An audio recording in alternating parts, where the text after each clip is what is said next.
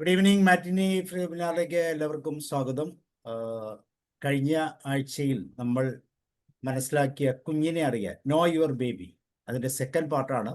ആദ്യത്തെ പാർട്ടിൽ ഒരുപക്ഷെ നമ്മൾ ചിന്തിക്കാത്തതിലും അപ്പുറം ഒത്തിരി കാര്യങ്ങൾ വിജയരാമൻ സാറിൽ നമ്മൾ കേട്ടു. ഒരു കുഞ്ഞിൻ്റെ വളരെ ചെറിയ കാലഘട്ടത്തിൽ ഉണ്ടാകുന്ന ഒത്തിരി പ്രശ്നങ്ങൾ ഇന്ന് ഒത്തിരി പ്രസക്തിയുള്ള ഒരു വിഷയം തന്നെയാണത്. തീർച്ചയായിട്ടും അതിൻ്റെ സെക്കൻഡ് പാർട്ടിലേക്ക് നമുക്ക് പോകാം. സാറ് കുറേ കാര്യങ്ങൾ നമുക്ക് ഈ പാർട്ടിൽ കൃത്യമായിട്ട് പറയാമെന്ന് പറഞ്ഞിരുന്നു. വളരെ ശ്രദ്ധയോടെ കാത്തിരിക്കാം. നിങ്ങൾ എല്ലാവരെയും സ്വാഗതം ചെയ്യുന്നു. അതോടൊപ്പം വിജയരാമൻ സാറിനെ. Vijayaraman sir, you are welcome. Thank you. Aniyamma George madam എടുത്ത ക്ലാസ് ഞാൻ എടുക്കുന്ന ക്ലാസ്സിനും കൂടി വളരെയധികം ഉപകാരപ്രദമായിട്ടുള്ള ഒരു ക്ലാസ് ആയിരുന്നു. അപ്പോ അതിന് ആനിയമ്മ മാഡത്തിനോടൊരു നന്ദി പറയുന്നു.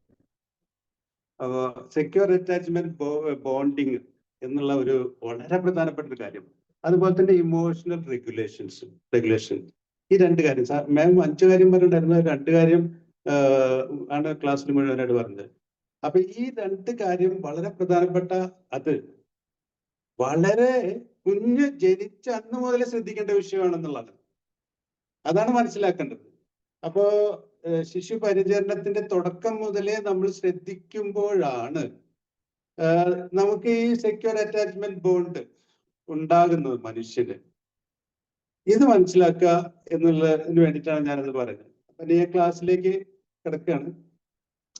നേരത്തെ വളരെ കറക്റ്റായിട്ട് റെഫറൻസിൽ ആണ് ഞാൻ ഈ ക്ലാസ് എടുക്കുന്നത്. ആദ്യം ഇഗ്നോന്റെ പഠന സാമഗ്രിയുടെ ബേസ് വെച്ചിട്ട് പിന്നെ ഈ ഒരു പുസ്തകം, ഒരു 321 പേജുള്ള പുസ്തകമാണ്. അതിലെ കാര്യങ്ങൾ, അതിൽ എല്ലാം സമഗ്രമായ പുസ്തകമാണ്. അതും വെച്ചാണ് ക്ലാസ് എടുക്കുന്നത്. അപ്പോ ഒരു ചോദ്യം ചോദിച്ചിട്ട്, ഞാൻ വ്യത്യസ്ത ഘട്ടങ്ങളിൽ നമ്മളിപ്പോ കുഞ്ഞിനെ അറിയാമെന്ന് പറയുമ്പോൾ എങ്ങനെയായിരുന്നു നമ്മുടെ പൂർവികന്മാര് കുഞ്ഞുങ്ങളെ മനസ്സിലാക്കിയിരുന്നത് എന്ന് അറിഞ്ഞാലാണ് അത് പൂർണ്ണമുള്ളത്. അതിന്റെയൊക്കെ ചില ബാക്കി പത്രങ്ങൾ ഇപ്പോഴും നമ്മുടെ മനസ്സിന്റെ അകത്ത് കിടക്കണം. ഇതിനെ ഒന്ന് റീലേൺ ചെയ്യണം. അതാണ്, അല്ലെ അൺലേൺ ചെയ്യാം, അല്ലെ എന്നൊക്കെ പറയാറുണ്ട് നമ്മള്. അത് ചിലത് തെറ്റായി ധരിച്ചു വെച്ചതൊന്ന് തിരുത്തേണ്ടതായിട്ടാണ്. അപ്പൊ അതിനെ വേണ്ടിയിട്ടാണ് ഈ കാര്യങ്ങൾ ഞാൻ പറഞ്ഞത്. പെട്ടെന്ന് ഞാൻ ഓടിച്ചു പോകാം.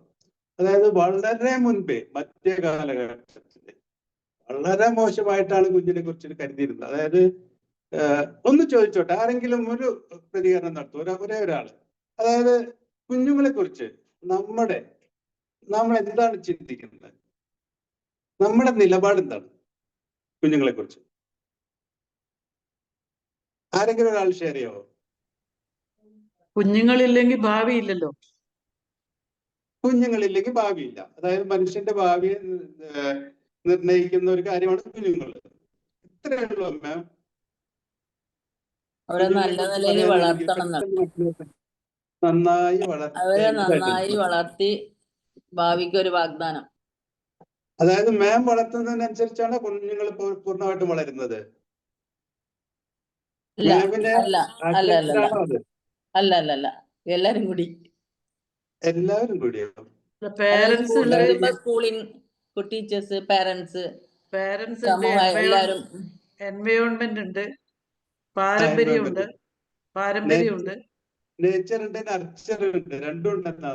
പാരമ്പര്യവും പരിതസ്ഥിതിയും അനുസരിച്ച് വളരും. പിന്നെ വളരുന്ന സാഹചര്യങ്ങൾ, അതിനനുസരിച്ചാണ് കുഞ്ഞു വളരുന്നത്, അല്ലെ? സാഹചര്യങ്ങൾക്കനുസരിച്ചാണ് കുഞ്ഞു വളരുന്നത്. പാരമ്പര്യം അതിന്റെ അകത്ത് ബാധകമാണ് സർ. പാരമ്പര്യം ബാധകമാണ്. ഓക്കെ. അപ്പൊ ഇതൊക്കെ നമുക്ക് ഉള്ള കുഞ്ഞിനെ കുറിച്ചുള്ള നിലപാടുകളാണ്. ഇതൊക്കെ എത്രത്തോളം ശാസ്ത്രീയമാണ്, അല്ലെങ്കിൽ മുൻപ് ഇതൊക്കെ ആയിരുന്നോ? മുമ്പ് ഒരിക്കലും ഇങ്ങനെയല്ലായിരുന്നു. മുമ്പെന്ന് പറഞ്ഞിട്ടുണ്ടെങ്കിൽ ഇതാണ്. ഇപ്പോ ഇതില് ആരും പറഞ്ഞില്ല, കുഞ്ഞിന്റെ വളർച്ച ഘട്ടം ഘട്ടമായിട്ടാണ്. വളരെ പ്രധാനപ്പെട്ട ഒരു കാര്യമാണ്. ആ ഒരു വിവരം മധ്യകാലഘട്ടത്തിൽ ഉണ്ടായിരുന്നില്ല. അതുകൊണ്ട് തന്നെ അവര് കുഞ്ഞുങ്ങളെ മുതിർന്നവരെ പോലെ കരുതി, എന്നിട്ട് അവർ വേഷം ധരിപ്പിക്കുക, അതുപോലെ പെരുമാറുക. അത് വളരെ തെറ്റായുള്ള ഒരു മൗഢ്യം, അല്ലെ, വിഡ്ഢിത്തമായിരുന്നു. പിന്നീട് അതാണ് ഉണ്ടായത്. ഇക്കാലത്ത് പെയിന്റിങ്ങുകളൊക്കെ നോക്കി കഴിഞ്ഞാൽ നമുക്ക് മനസ്സിലാവും അതങ്ങനെയായിരുന്നു എന്നുള്ളത്. പിന്നീട് 16-ാം നൂറ്റാണ്ടിലെത്തിയപ്പോൾ അതിലും അബദ്ധമായിട്ടാണ് മുന്നോട്ട് പോയത്. അതായത് ഒറിജിനൽ സിൻ ഇറ എന്ന് പറയുന്നതിന് ആ കാലഘട്ടത്തിൽ കുട്ടികള് ശാഠ്യക്കാരാണ്, തിന്മയുള്ളവരാണ്, പാപത്തിന്റെ സന്തതികളാണ്. ഒറിജിനൽ സിൻ അങ്ങനെയൊക്കെ പറഞ്ഞിട്ട് കഠിന ചര്യകൾ വഴി അവരെ സംസ്കാരമുള്ളവരാക്കണം എന്ന് പറഞ്ഞിട്ട് വളരെ ദ്രോഹിച്ചുകൊണ്ടുള്ള വളർത്തലായിരുന്നു കാലഘട്ടത്തിൽ.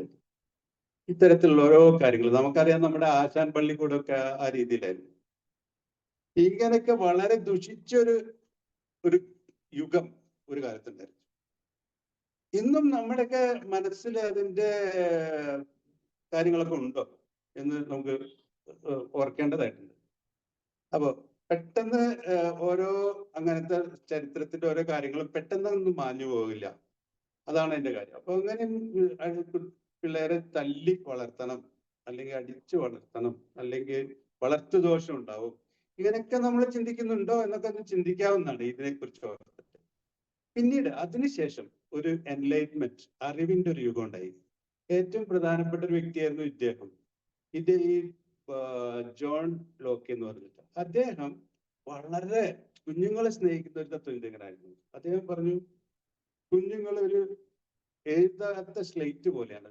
നമ്മൾ എന്ത് എഴുതുന്നു അതിനനുസരിച്ചാണ് അവരുടെ വ്യക്തിത്വം ഉണ്ടാവുന്നത് എന്നാണ് അദ്ദേഹം പറഞ്ഞത്. പക്ഷെ അതിനോടൊപ്പം അദ്ദേഹം പറഞ്ഞു, കുഞ്ഞുങ്ങളെ ഒരിക്കലും കഠിനമായി ശിക്ഷിക്കരുത്. ശാരീരിക പീഡനം എന്ന് പറഞ്ഞത് കോർപ്പറൽ പണിഷ്മെന്റ് തീരെ പാടില്ല. ഏത് കാലഘട്ടത്തിലാന്ന് പറഞ്ഞു, 16-ാം നൂറ്റാണ്ടിലടക്കം ഇത് ഇങ്ങനെ പറഞ്ഞിട്ടുണ്ട് ആൾക്കാർ. എന്നിട്ട് നല്ല പുകഴ്ത്തലോ അതുപോലെ നല്ല കളിപ്പാട്ടങ്ങളോ ഭക്ഷണം കൊടുത്തിട്ട് അങ്ങനെ വേണം രക്ഷാകർതൃത്വം എന്ന് പറഞ്ഞു. പക്ഷെ അദ്ദേഹം പറഞ്ഞതിനെയും 18-ാം നൂറ്റാണ്ടെത്തപ്പോ തിരുത്തി. അതിലും നല്ല ചിന്താഗതി വന്നു. അതായത് അതിന്റെ പ്രധാനപ്പെട്ട ആള് റൂസോ എന്ന് പറഞ്ഞ തത്വചിന്തകനായിരുന്നു. അദ്ദേഹം പറഞ്ഞു, വെറും ശൂന്യ സ്ലേറ്റ് എന്ന് പറയുന്നതിനോട് ഞാൻ യോജിക്കുന്നില്ല. അതായത് അച്ഛനമ്മമാരെ എന്തൊക്കെ പറയുന്നു അതിനനുസരിച്ച് കുട്ടികളെ വളർത്തിയിട്ട് അതുപോലെ ആക്കാൻ കഴിയും എന്നാണല്ലോ അതിനർത്ഥം. അതല്ല ശരി എന്ന് പറഞ്ഞു. അത് തെറ്റാണ്. അത് അല്ലാതെ എന്താണ്, കുഞ്ഞിൻ്റെതായിട്ടുള്ള ചിന്താഗതികളുണ്ട്, അതുപോലെ തന്നെ വ്യതിരിക്തമായിട്ടുള്ള മനോഭാവമുണ്ട്. തെറ്റും ശരിയും ജനിക്കുമ്പോൾ തന്നെ വേർതിരിച്ചറിയാനുള്ള കഴിവ് കുഞ്ഞുങ്ങൾക്കുണ്ട്. ശരിയാണത്. അദ്ദേഹം കുഞ്ഞുങ്ങളെ മഹാനായക്കുള്ള നോബിൾ സാവേജ് എന്ന് വിളിച്ച ഇദ്ദേഹം ഈ ചിന്താഗതി കണ്ടെത്തിയത് പുരാതനമായിട്ടുള്ള റോമൻ ഗ്രീസ് സംസ്കാരത്തെ വീണ്ടും ഒന്ന് ചെകഞ്ഞെടുത്തപ്പോഴാണ്. അപ്പൊ ആ നല്ല കാലത്തെ മോശമാക്കിയിട്ടുള്ള ഒരു സാഹചര്യം പിന്നീട് ഉണ്ടായിട്ടുണ്ട്. അതിനെ വീണ്ടും തിരുത്ത മാത്രമേ അദ്ദേഹം ചെയ്തിട്ടുള്ളൂ. നമുക്കറിയാം, നമ്മൾ ചിന്തിക്കുന്ന കാര്യങ്ങള് ഇദ്ദേഹം പറഞ്ഞ പോലെ. അദ്ദേഹം പറഞ്ഞു, ശരിയും തെറ്റും വേർതിരിക്കാനുള്ള ബുദ്ധിയിലാണ് ജനിക്കുന്നത് തന്നെ കുട്ടി. അത്രത്തെ കഴിവുകൾ കുട്ടികൾക്ക് ജനിക്കുമ്പോ തന്നെ ഉണ്ടെന്ന്. അവര് യുണീക്കാണ്. ഒരു കുഞ്ഞിനെ പോലെ മറ്റൊരു കുഞ്ഞില്ല. മുതിർന്നവരുടെ പരിശീലനം അങ്ങനെ വളരെ അവരുടെ ആ നന്മയെ നശിപ്പിക്കുകയാണ് ചെയ്യണം. അവര് സ്വതന്ത്രമായിട്ട് വളരാൻ അനുവദിക്കുകയാണ് വേണ്ടത്. ഇനിയിപ്പോ നമ്മുടെ വീക്ഷണമാണ്, കുഞ്ഞുങ്ങൾ ദൈവങ്ങളാണെന്നാണ് നമ്മൾ പറയുന്നത്. അത് സ്വന്തം കർമ്മഫലത്താല് നമുക്ക് കിട്ടുന്ന ദൈവ സമ്മാനങ്ങളാണ്. അതുപോലെ കഴിഞ്ഞ ജന്മത്തിൽ വിശ്വസിക്കുന്ന ആൾക്കാരാണ്. കഴിഞ്ഞ ജന്മത്തിൽ ഒരു പരസ്പരം ബന്ധപ്പെട്ട് എന്നുള്ളതാണ് അവർ പറയുന്നത്. അതുപോലെ തന്നെ നമ്മൾ പറയുന്നത്. പിന്നെ ഓരോ കുഞ്ഞിന്റെ ഓരോ ഘട്ടവും നമ്മൾ ആഘോഷിക്കുകയാണ്. നമ്മൾ കുഞ്ഞിനെ വളരെയധികം സ്നേഹിക്കുന്ന ഒരു സംസ്കാരം നമുക്കുള്ളത്. രവീന്ദ്രനാഥ് അവർ പറഞ്ഞ സ്വാഭാവികമായിട്ടുള്ള ചുറ്റുപാടിൽ കുഞ്ഞുങ്ങൾ വളരണം എന്ന് പറയുന്നത്. അദ്ദേഹം ശാന്തിനികേതനം സ്ഥാപിച്ചതിന് അങ്ങനെയാണ്. അതുപോലെ പക്ഷെ ഈ 2 തലമുറ വ്യത്യാസമുണ്ട് കുഞ്ഞും മാതാപിതാക്കളും തമ്മിൽ. അപ്പൊ മാതാപിതാക്കൾ ചിന്തിക്കുന്ന അതിനനുസരിച്ച് മാത്രമായിട്ട് കുഞ്ഞുങ്ങൾ വളർത്തുന്ന ചിന്താഗതി അദ്ദേഹം എതിർത്തു. മഹാത്മാന്റെ കൂടുതൽ വിപ്ലവാത്മകമായ ചിന്താഗതിയിലേക്ക് എത്തി. മാതാപിതാക്കളോടൊപ്പം വളരണം. ഈ റൂസോ പറഞ്ഞിട്ടുള്ള ഈ ചിന്താഗതിയോടാണ് അദ്ദേഹം കൂടുതൽ അടുത്ത്. അതായത് ആന്തരിക നന്മ കുട്ടികൾക്ക് ഉണ്ട്. അതുകൊണ്ട് തികച്ചും മാതാപിതാക്കൾ അവരുടെ ഇഷ്ടത്തിന് മാത്രം വളർത്തുന്ന രീതി ഒട്ടും ശരിയല്ല എന്നുള്ളത് കൂടി മഹാത്മാജി പറഞ്ഞു. അപ്പൊ ആധുനികമായിട്ടുള്ള ശാസ്ത്രീയ അടിത്തറ ചാൾസ് ഡാർവിന് ശേഷം, അതുപോലെ തന്നെ ഇന്റലിജൻസ് സ്കെയില് കണ്ടെത്തി. അങ്ങനെയൊക്കെ കുറേ വികസനം. അത് മാത്രമല്ല, ശാസ്ത്രീയമായി കുഞ്ഞുങ്ങളെ നിരീക്ഷിക്കാൻ തുടങ്ങി. ഇതൊക്കെ തുടങ്ങിയപ്പോൾ നമുക്ക് ശാസ്ത്രീയമായ അടിത്തറ, ശരിയായ സത്യം മനസ്സിലാക്കി. അതാണ് ഇപ്പോ ഞാൻ ചോദിച്ചപ്പോ നമ്മളെല്ലാവരും പറഞ്ഞത്. അതായത് ആന്തരിക നന്മ മാത്രമല്ല, നമ്മൾ വളർത്തുന്നതിലും കുറെ കാര്യങ്ങളുണ്ട്. രണ്ടും കൂടിയതാണ് കുഞ്ഞിന്റെ വികസനം. പാരന്റിങ് രണ്ടും കൂടിയതാണ് എന്നാണ്, തുല്യ പങ്കാണ് വഹിക്കുന്നത് എന്നുള്ളതാണ് ശാസ്ത്രം, ആധുനിക ശാസ്ത്രം പറയുന്നത്. നേച്ചറും നർച്ചറും ഒരുപോലെ. ഇനി ഞാൻ ഈ കാര്യങ്ങളിലേക്ക് അടക്കാം. ഇത് ഇവിടെ എന്നെ കേൾക്കുന്നത്, ഇപ്പൊ ഞാൻ പറഞ്ഞത് ചൈൽഡ് കെയർ എന്നുള്ള കാര്യമാണ് ഞാൻ കൈകാര്യം ചെയ്യുന്നത്. അത് ജെൻഡർ സെൻസിറ്റീവ് ആണ്. സ്ത്രീകൾ ഇത് കൈകാര്യം ചെയ്യുന്നത് പോലെ പുരുഷന്മാർക്ക് കൈകാര്യം ചെയ്യാൻ കഴിയില്ല. അപ്പോ ഇതില് ഞാൻ ഈ പറയുന്ന മോട്ടോർ ഡെവലപ്മെന്റ് ഇൻ ഇൻഫൻസ്, ശിശുക്കളിലുള്ള മോട്ടോർ ഡെവലപ്മെന്റിനെ കുറിച്ച് ഈ ഇഗ്നോ തന്നിട്ടുള്ള ചാർട്ടാണ് ഞാൻ എഴുതിയിട്ടുള്ളത്. ഇതിന് എന്തെങ്കിലും വിരുദ്ധ അഭിപ്രായങ്ങൾ എന്നെ കേൾക്കുന്നവർക്കുണ്ടോ? ഉണ്ടെങ്കിൽ അത് പറയണം. കാരണം അറിവിനേക്കാളും വലിയ പരിചയമാണ്. എന്നെ കേൾക്കുന്ന അമ്മമാർ ഒരുപാടുണ്ട് അല്ലെ ഈ ക്ലാസ്സിൽ, ഇതിൽ തന്നെ ഉണ്ട്. ഇതെല്ലാം ശരി തന്നെയാണ്. എന്തെങ്കിലും വിരുദ്ധ അഭിപ്രായങ്ങളുണ്ടോ? ഇത് അറിഞ്ഞിരിക്കേണ്ടത് അത്യാവശ്യമാണ്. ഇത് ഓരോ അമ്മമാര് പറഞ്ഞു, വിവാഹം കഴിക്കുന്നതിന് മുൻപേ തന്നെ കുഞ്ഞുങ്ങളെ കുറിച്ച് അറിയണം എന്ന് പറഞ്ഞു. അപ്പോ ഇത് അത്യാവശ്യമായ കാര്യമാണ്, എല്ലാവരും അറിഞ്ഞിരിക്കേണ്ട ഒരു കാര്യമാണ്. അപ്പോ ഇതിന്റെ പ്രാധാന്യം എന്ന് പറഞ്ഞിട്ടുണ്ടെങ്കിൽ, ഇത് നമ്മൾ വളരെ ശ്രദ്ധിച്ചിട്ട് നമ്മൾ ഇതിന്റെ കാര്യം ഇതേ രീതിയിൽ തന്നെയാണ് കുഞ്ഞ് വളരുന്നത് എന്ന് മനസ്സിലാക്കിയിട്ടില്ലെങ്കിൽ, കുഞ്ഞിന് എന്തെങ്കിലും പ്രശ്നം കൊണ്ടെങ്കിൽ അതിനെ വളരെ ശരിയായ സമയത്ത് നേരിട്ട് അത് നേരെയാക്കാൻ നമുക്ക് പറ്റില്ല. അപ്പൊ ഇത് വളരെ വ്യക്തമായിട്ട് നമ്മൾ മനസ്സിലാക്കേണ്ട കാര്യമാണ്. ഓക്കെ, എല്ലാം കറക്റ്റ് ആയിരിക്കും. ഇത് ട്രിവാൻഡ്രം മെഡിക്കൽ കോളേജിൽ ഇപ്പൊ ഇന്ത്യ മുഴുവൻ ഇതേ രീതിയിലുള്ള ഒരു ചാർട്ടാണ് എടുക്കുന്നത്. ഈ രീതിയിലാണ് ഇപ്പോ ഹോസ്പിറ്റലെല്ലാം പ്രസവം നടക്കുകയാണെങ്കിൽ ഇതായിരിക്കും നമുക്ക് തരുന്നത്. ഓക്കെ, ഇനി റിഫ്ലക്സുകൾ. എന്താണ് ഈ റിഫ്ലക്സുകൾ എന്ന് പറഞ്ഞിട്ടുണ്ടെങ്കിൽ, ജനിക്കുന്ന കുഞ്ഞിന് ആന്തരിക നന്മയുണ്ടെന്നും ശരിയും തെറ്റിന്റെ വേർതിരിച്ചറിയാനുള്ള കഴിവുണ്ടെന്നും ഒക്കെ നമ്മൾ നേരത്തെ പറഞ്ഞു. ചില അദ്വൈതന്മാരും പറഞ്ഞിട്ടുണ്ടെന്നും ഒക്കെ പറഞ്ഞു. അതുപോലെ തന്നെ നേരത്തെ ആനിയമ്മ ജോർജ് മാഡം പറഞ്ഞിട്ടുള്ള കാര്യം, അതായത് ജനിച്ച അന്ന് മുതലേ ഈ സെക്യൂർ അറ്റാച്ച്മെന്റ് ബോണ്ടിങ്ങും അതുപോലെ തന്നെ വൈകാരികമായിട്ടുള്ള ഇമോഷണൽ റെഗുലേഷൻ ഒക്കെ സാധ്യമായിട്ട് പോകുന്നുണ്ടെന്ന്. അപ്പൊ ആ കുഞ്ഞിന് നല്ല സൂക്ഷ്മ നിരീക്ഷണമുണ്ട്, സൂക്ഷ്മമായിട്ടുള്ള ചില കഴിവുകളൊക്കെ ഉണ്ട് അല്ലെ? അപ്പൊ ഇത് എല്ലാ കുഞ്ഞുങ്ങൾക്കും ഉള്ളതാണ്. ഇത് വളരെ പ്രധാനപ്പെട്ടതാണ്. റിഫ്ലക്സുകൾ എന്ന് പറയും. കുഞ്ഞുങ്ങൾക്ക് ആദ്യമുള്ളത് ഈ റിഫ്ലക്സുകളാണ്. നമ്മൾ പേഡിയാട്രിസ്റ്റിനെ കുഞ്ഞുങ്ങളെ കാണിക്കുകയാണെങ്കിൽ ആ ആദ്യം നോക്കുന്നത് ഇതെല്ലാം കുഞ്ഞുങ്ങൾക്ക് ഉണ്ടോ എന്നുള്ളതാണ്. ഒരു ആരോഗ്യമുള്ള കുഞ്ഞിന് ഇതൊക്കെ ഉണ്ടായിരിക്കും. അതായത് ജനിക്കുമ്പോൾ തന്നെ ഉള്ള സ്ഥിതികളാണത്. ഇതിനെയാണ് റിഫ്ലക്സുകൾ എന്ന് പറയുന്നത്. റൂട്ടിംഗ് റിഫ്ലക്സ് കുഞ്ഞിനെ ശ്രദ്ധിച്ചുള്ളവർക്ക് അറിയാം. വായുടെ ഒരു വശം തൊടുകയോ തലോടുകയോ ചെയ്ത് കഴിഞ്ഞാൽ തല തിരിച്ചിട്ട് വായ തൊടുക. അതായത് നമ്മളിപ്പോ തല തിരിച്ചങ്ങനെ കൊണ്ടുപോകും. നമ്മൾ ഇങ്ങനെ ചുണ്ടിന്റെ അവിടെ ഇങ്ങനെ ഇത് കൊണ്ടാണെങ്കിൽ തല തിരിച്ച് ഇങ്ങനെ കൊണ്ടുപോകുന്നത്. ഇതിനാണ് റൂട്ടിംഗ് റിഫ്ലക്സ്. ഇത് വളരെ പ്രധാനപ്പെട്ടതാണ്. ഇതെല്ലാം എല്ലാ റിഫ്ലക്സുകളും പ്രധാനപ്പെട്ടതാണ്. പിന്നെ സക്കിംഗ് റിഫ്ലക്സ്, വിരലോ നിപ്പിളോ വായിൽ വെച്ച് കഴിഞ്ഞാൽ അത് കുടിക്കും. ഇത് 4 മാസം കഴിഞ്ഞാൽ പോകും. ഓക്കെ, മോറോ റിഫ്ലക്സ്, നെറ്റി കൈകാൽ വിടർത്തി എറിഞ്ഞ് ഉറക്കെ കരയും, പിന്നീട് കൈകാലുകൾ വലിക്കുകയും ചെയ്യുക. പെട്ടെന്നുള്ള വലിയ ശബ്ദമോ ചലനമോ ഉണ്ടായാൽ അത് സംഭവിക്കുക. കുട്ടികൾ ജനിച്ചിടുന്ന കുട്ടികൾ ഞെട്ടാറുണ്ട്. അത് പേടിച്ച് ഞെട്ടുന്നതാണെന്ന് ആരെങ്കിലും തെറ്റിച്ചിട്ടുണ്ടോ? ഒരിക്കലും അതല്ല.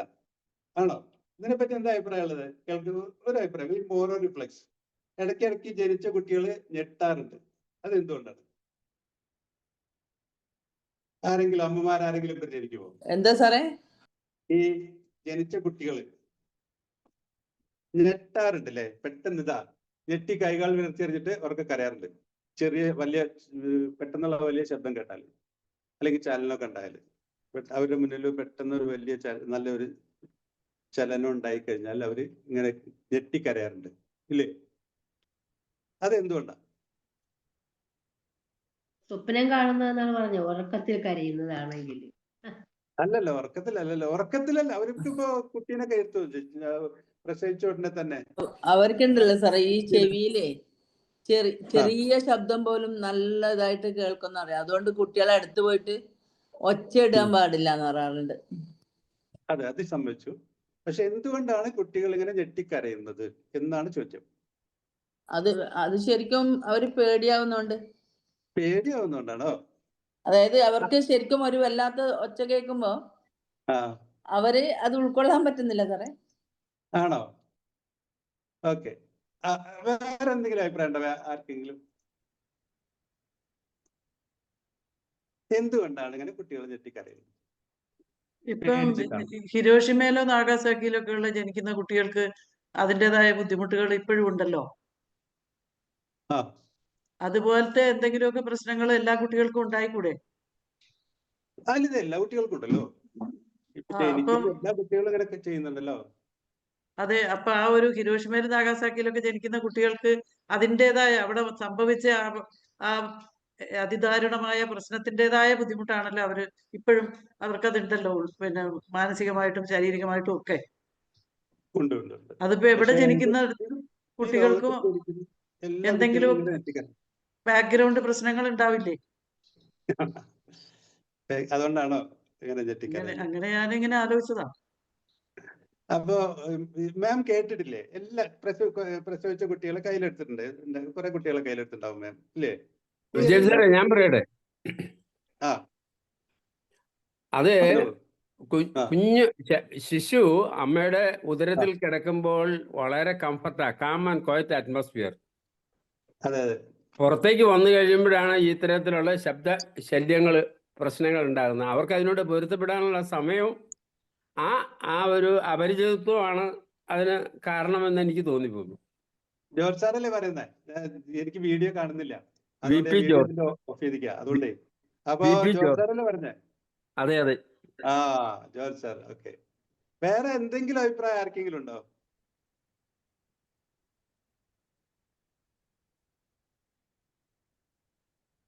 അമ്മയുടെ മാനസികാവസ്ഥ കുട്ടീനെ വല്ലാതെ ബാധിക്കാറുണ്ട്.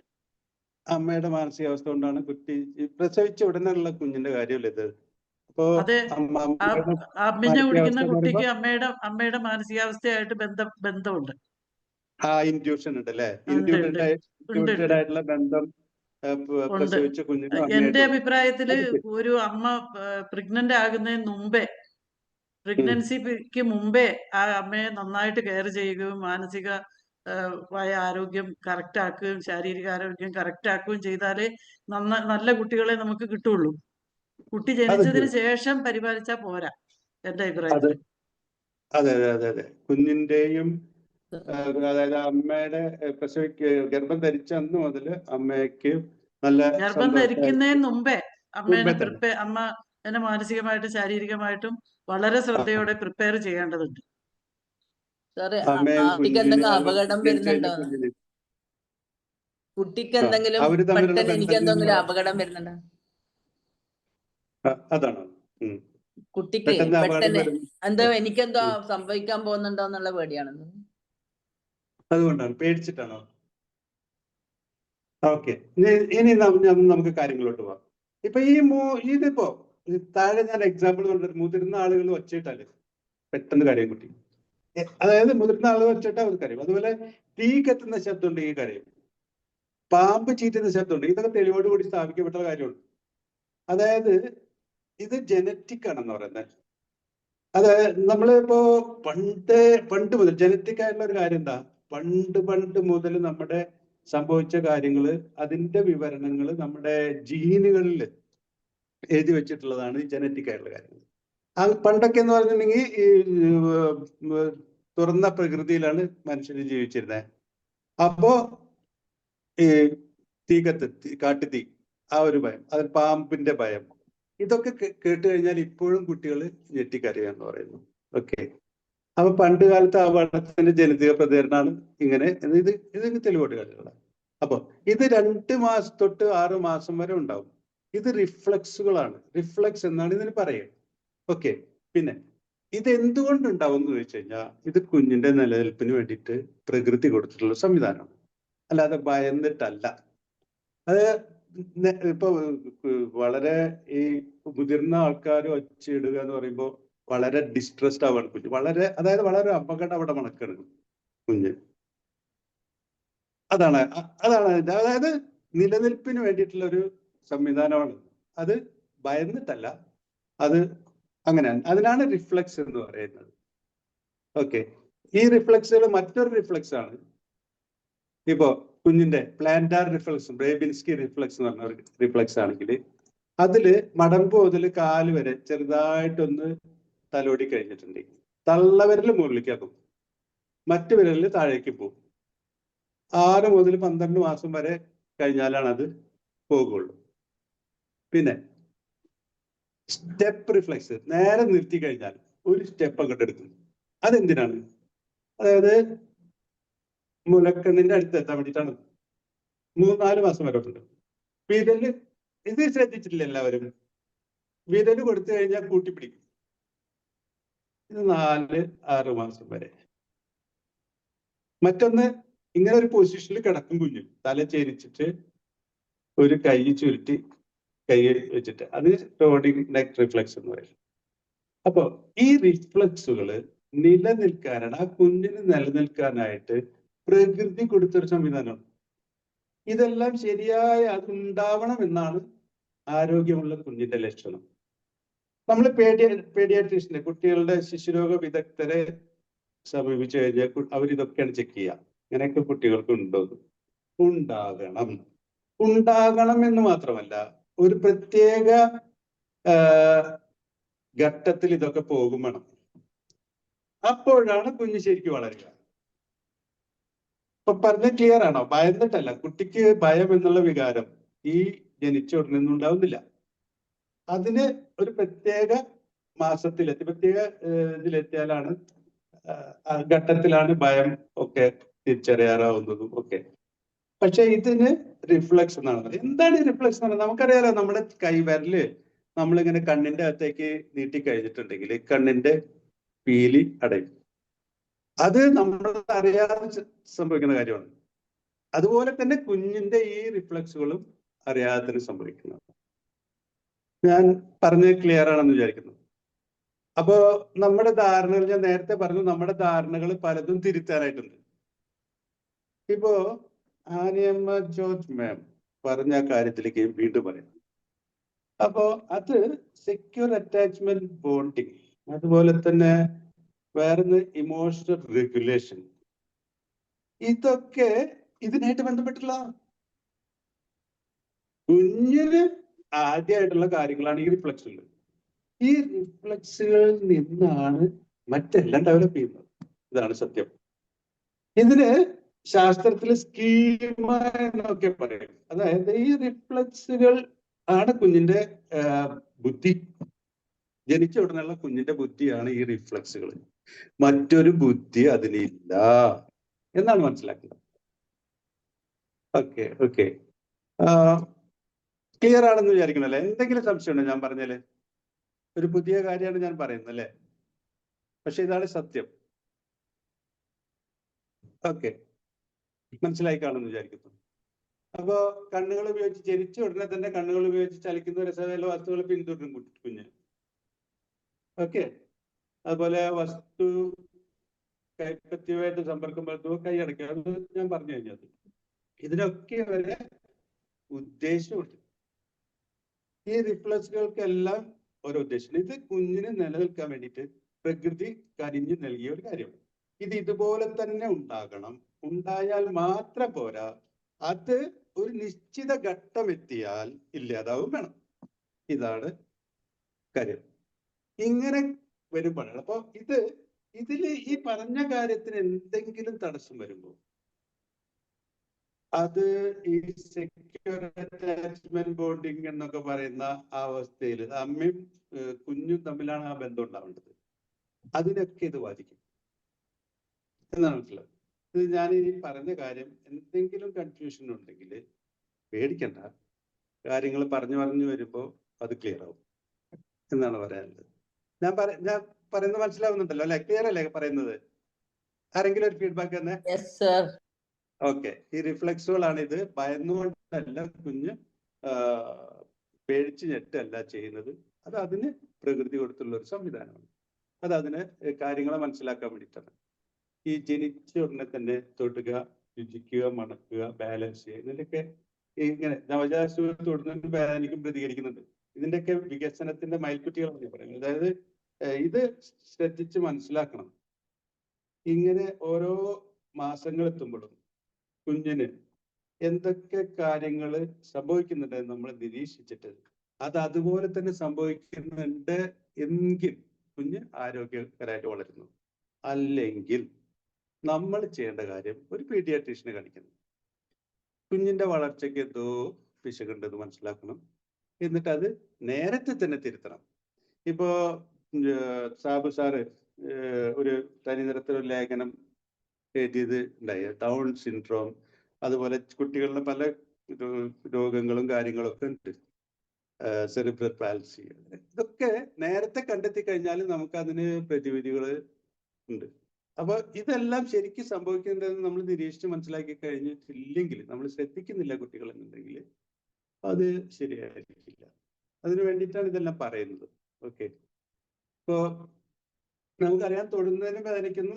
ജനിച്ചാൽ അപ്പൊ തൊട്ട് തന്നെ കുട്ടികൾ മധുരവും പുളിയും കയ്പും തിരിച്ചറിയൂ, അതുണ്ട്.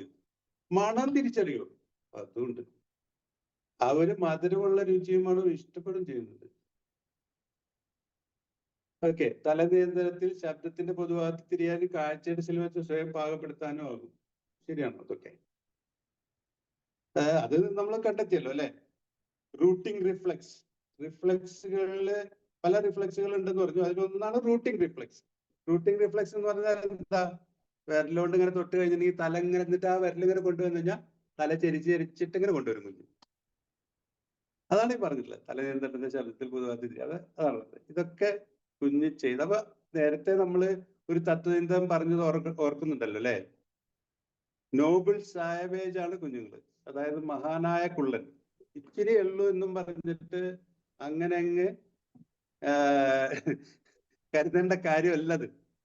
വളരെ സൂക്ഷ്മതയോട് കൂടിയിട്ട് കാര്യങ്ങൾ മനസ്സിലാക്കുന്ന ഒരു സംവിധാനമാണ് കുഞ്ഞിനുള്ളത്. അങ്ങനെയാണല്ലോ. ആ ആന്തരിക നന്മ കുഞ്ഞിനുണ്ട് എന്നാണ് മനസ്സിലാക്കുന്നത്. ഈ അറ്റാച്ച്മെന്റ് ബിഹേവിയർ, ഇതല്ലേ ആനയമ്മ ജോർജ് പറയുന്നുണ്ട് അല്ലെ? അത് തുടങ്ങുന്ന ജനിച്ച ആ സമയത്ത് തന്നെയാണ് ഇതാണ്. അത് പുഞ്ചിരിക്കുക, കരയുക, മുലയൊടിക്കുക, വേരെന്ന് പറഞ്ഞ ഒരു സ്റ്റെപ്പ് എടുക്കാന്ന് പറഞ്ഞില്ലേ, നോക്കുക, ഇത് ഒക്കെയാണ് അറ്റാച്ച്മെന്റ്. ഈ അറ്റാച്ച്മെന്റ് ബിഹേവിയറിൽ നിന്നാണ് ഏത് തരത്തിലുള്ള അറ്റാച്ച്മെന്റ് ആണ് അമ്മയും കുഞ്ഞും തമ്മിൽ വേണ്ടതെന്ന് പറയുന്നത് തീരുമാനിക്കപ്പെടുന്നത്. ഈ ബിഹേവിയറിന് അനുസരിച്ചുള്ള അമ്മയുടെ പ്രതികരണത്തില് ആണ് നല്ല അറ്റാച്ച്മെന്റും മോശമായ അറ്റാച്ച്മെന്റും ഉണ്ടാവുന്നത്. നല്ല അറ്റാച്ച്മെന്റ് പറയുന്നത് എന്താണ്? സെക്യൂർ അറ്റാച്ച്മെന്റ് അല്ലെ? അതിനെ കുറിച്ചാണ് ആനയമ്മ പറഞ്ഞത്. അല്ലാത്ത അറ്റാച്ച്മെന്റുകളും ഉണ്ട്. ആ വിശദാംശത്തിലേക്ക് ഞാൻ കടക്കുന്നില്ല, നമുക്കത് പിന്നീട് അതിലേക്ക് പോവാം. അപ്പോ എല്ലാ ശിശുക്കളും ജനിച്ചിട്ട് ആദ്യത്തെ 3 വർഷത്തിൽ തെർമോസ്റ്റാറ്റ് പറഞ്ഞാൽ എന്താണ്? തെർമോസ്റ്റാറ്റ് പറഞ്ഞാൽ എന്താണ്? ഈ ചൂട് കൂടിക്കഴിഞ്ഞാൽ ഓഫാവും. ഒരു പ്രത്യേക ടെമ്പറേച്ചറിൽ സെറ്റ് ചെയ്ത് കഴിഞ്ഞാൽ ആ ടെമ്പറേച്ചറിന് ഓഫായി പോകുന്ന സംവിധാനമാണ് തെർമോസ്റ്റാറ്റ് എന്ന് പറയുന്നത് അല്ലെ? നമുക്കറിയാം, നമുക്ക് എന്തിലൊക്കെയാണ്, ഇതിലൊരു ഹീറ്റർ ആണെങ്കിൽ ഇത്ര ടെമ്പറേച്ചറിൽ സെറ്റ് ചെയ്ത് കഴിഞ്ഞിട്ടുണ്ടെങ്കിൽ അതായി കഴിഞ്ഞാൽ അതവിടെ ഓഫായി. അതുപോലുള്ള ഒരു സംവിധാനം കുഞ്ഞുങ്ങൾക്കും ഉണ്ട് എന്നുള്ളതാണ് മനസ്സിലാക്കേണ്ടത്. അപ്പൊ ഇതിന് ബോൾബി എന്ന് പറഞ്ഞ ഒരു മനഃശാസ്ത്രജ്ഞനാണ്. അദ്ദേഹം ഇത് കണ്ടെത്തിയിട്ട് അങ്ങനെ പറഞ്ഞിട്ടുള്ള ഒരു കാര്യമാണ്. ഓക്കെ, ഇതിനെ അടിസ്ഥാനപ്പെടുത്തിയിട്ടാണ് ഈ അറ്റാച്ച്മെന്റുകൾ. അതായത് നമ്മള് ഇപ്പോ നല്ല രീതിയിൽ അമ്മ കുഞ്ഞിന്റെ അടുത്ത് പ്രതികരിക്കുകയാണെങ്കിൽ ഈ നേരത്തെ പറഞ്ഞിട്ടുള്ള ബിഹേവിയർ, അപ്പോ ആ രീതിയിൽ ആ നല്ല അറ്റാച്ച്മെന്റ്. പിന്നെ 6 മാസമായാലും കുഞ്ഞിന്റെ ഡെവലപ്മെന്റ് എന്താണെന്നുള്ളത്, റിഫ്ലക്സുകൾ എന്താണെന്ന് മനസ്സിലാക്കാണെന്ന് വിചാരിക്കുന്നു. മൈൽ സ്റ്റോൺ ഡെവലപ്മെന്റുകൾ ഞാൻ പൊതുവേ എഴുതി കാണിച്ചു. എന്നിട്ട് അത് ഓരോന്നായിട്ട് ഞാൻ പറയാൻ പോവാണ്. 6 മാസമായ കുഞ്ഞ് എങ്ങനെയാണ് പ്രതികരിക്കുന്നത്? ഇതിൽ എന്തെങ്കിലും മിസ്റ്റേക്കുകൾ അല്ലെങ്കിൽ ഞാൻ പറഞ്ഞു അറിവിനേക്കാളും വലുത് പരിചയമാണ്. എന്നെ കേൾക്കുന്ന അമ്മമാരാണ്. ഞാനിതൊരു പഠിച്ച ഒരു കാര്യം ഇവിടെ പറയാൻ മാത്രം ചെയ്യുന്നു. എനിക്ക് പരിചയമില്ല, കുഞ്ഞുങ്ങളെ കണ്ട് വളർന്ന് വരുന്ന കുഞ്ഞുങ്ങളെ കണ്ട് പരിചയമില്ല. അപ്പൊ എന്തെങ്കിലും വിരുദ്ധ അഭിപ്രായം ഉണ്ടെങ്കിൽ എന്നോട് പറയണം. ശരിയാണോ ഇത്? ശരിയാണെന്ന് തന്നെ വിചാരിക്കുന്നത് അല്ലെ? കറക്റ്റ്. ഇനി ശരിയാണോ? 6 മാസത്തില് ശരിയാണല്ലോ? ശരിയാണല്ലേ? ഓക്കെ. 7-12 മാസമായി കഴിഞ്ഞാൽ കണ്ണിന്റെയും കൈകളുടെയും കോർഡിനേഷൻ, അതായത് ഒന്നിച്ചുള്ള പ്രവർത്തനം മെച്ചപ്പെട്ട് കുഞ്ഞിന് ശരീരത്തിന്റെ ബാലൻസ് നിലനിർത്താൻ 1 വർഷം കഴിഞ്ഞാൽ തന്റേതായ ഭാഷയിൽ ഒരു വാക്ക് പറയുന്നത്. ശരിയാണോ? ശരി തന്നെയാണ് അല്ലെ? ഓക്കെ. ഇനി സാമൂഹ്യ വികസനത്തെ കുറിച്ച് പറയുന്നു. ഇത് ഈ ഘട്ടം എപ്പോഴാണ്, ഏത് പ്രായത്തിലെന്ന് പറയാമോ? തനിക്ക് ചുറ്റുമുള്ള വസ്തുക്കൾ നീക്കാൻ കഴിയുമെന്നും അത് ഞാൻ തൊട്ടാ വീഴുമെന്നും എന്നൊക്കെ കുഞ്ഞ് മനസ്സിലാക്കുന്നത് ഏത് പ്രായത്തിലാണ്? കണ്ണാടിയിലും ഫോട്ടോയിലും വീഡിയോയിലൊക്കെ കുഞ്ഞിനെ സ്വയം തിരിച്ചറിയുന്ന ഏത് പ്രായത്തിലാണ്?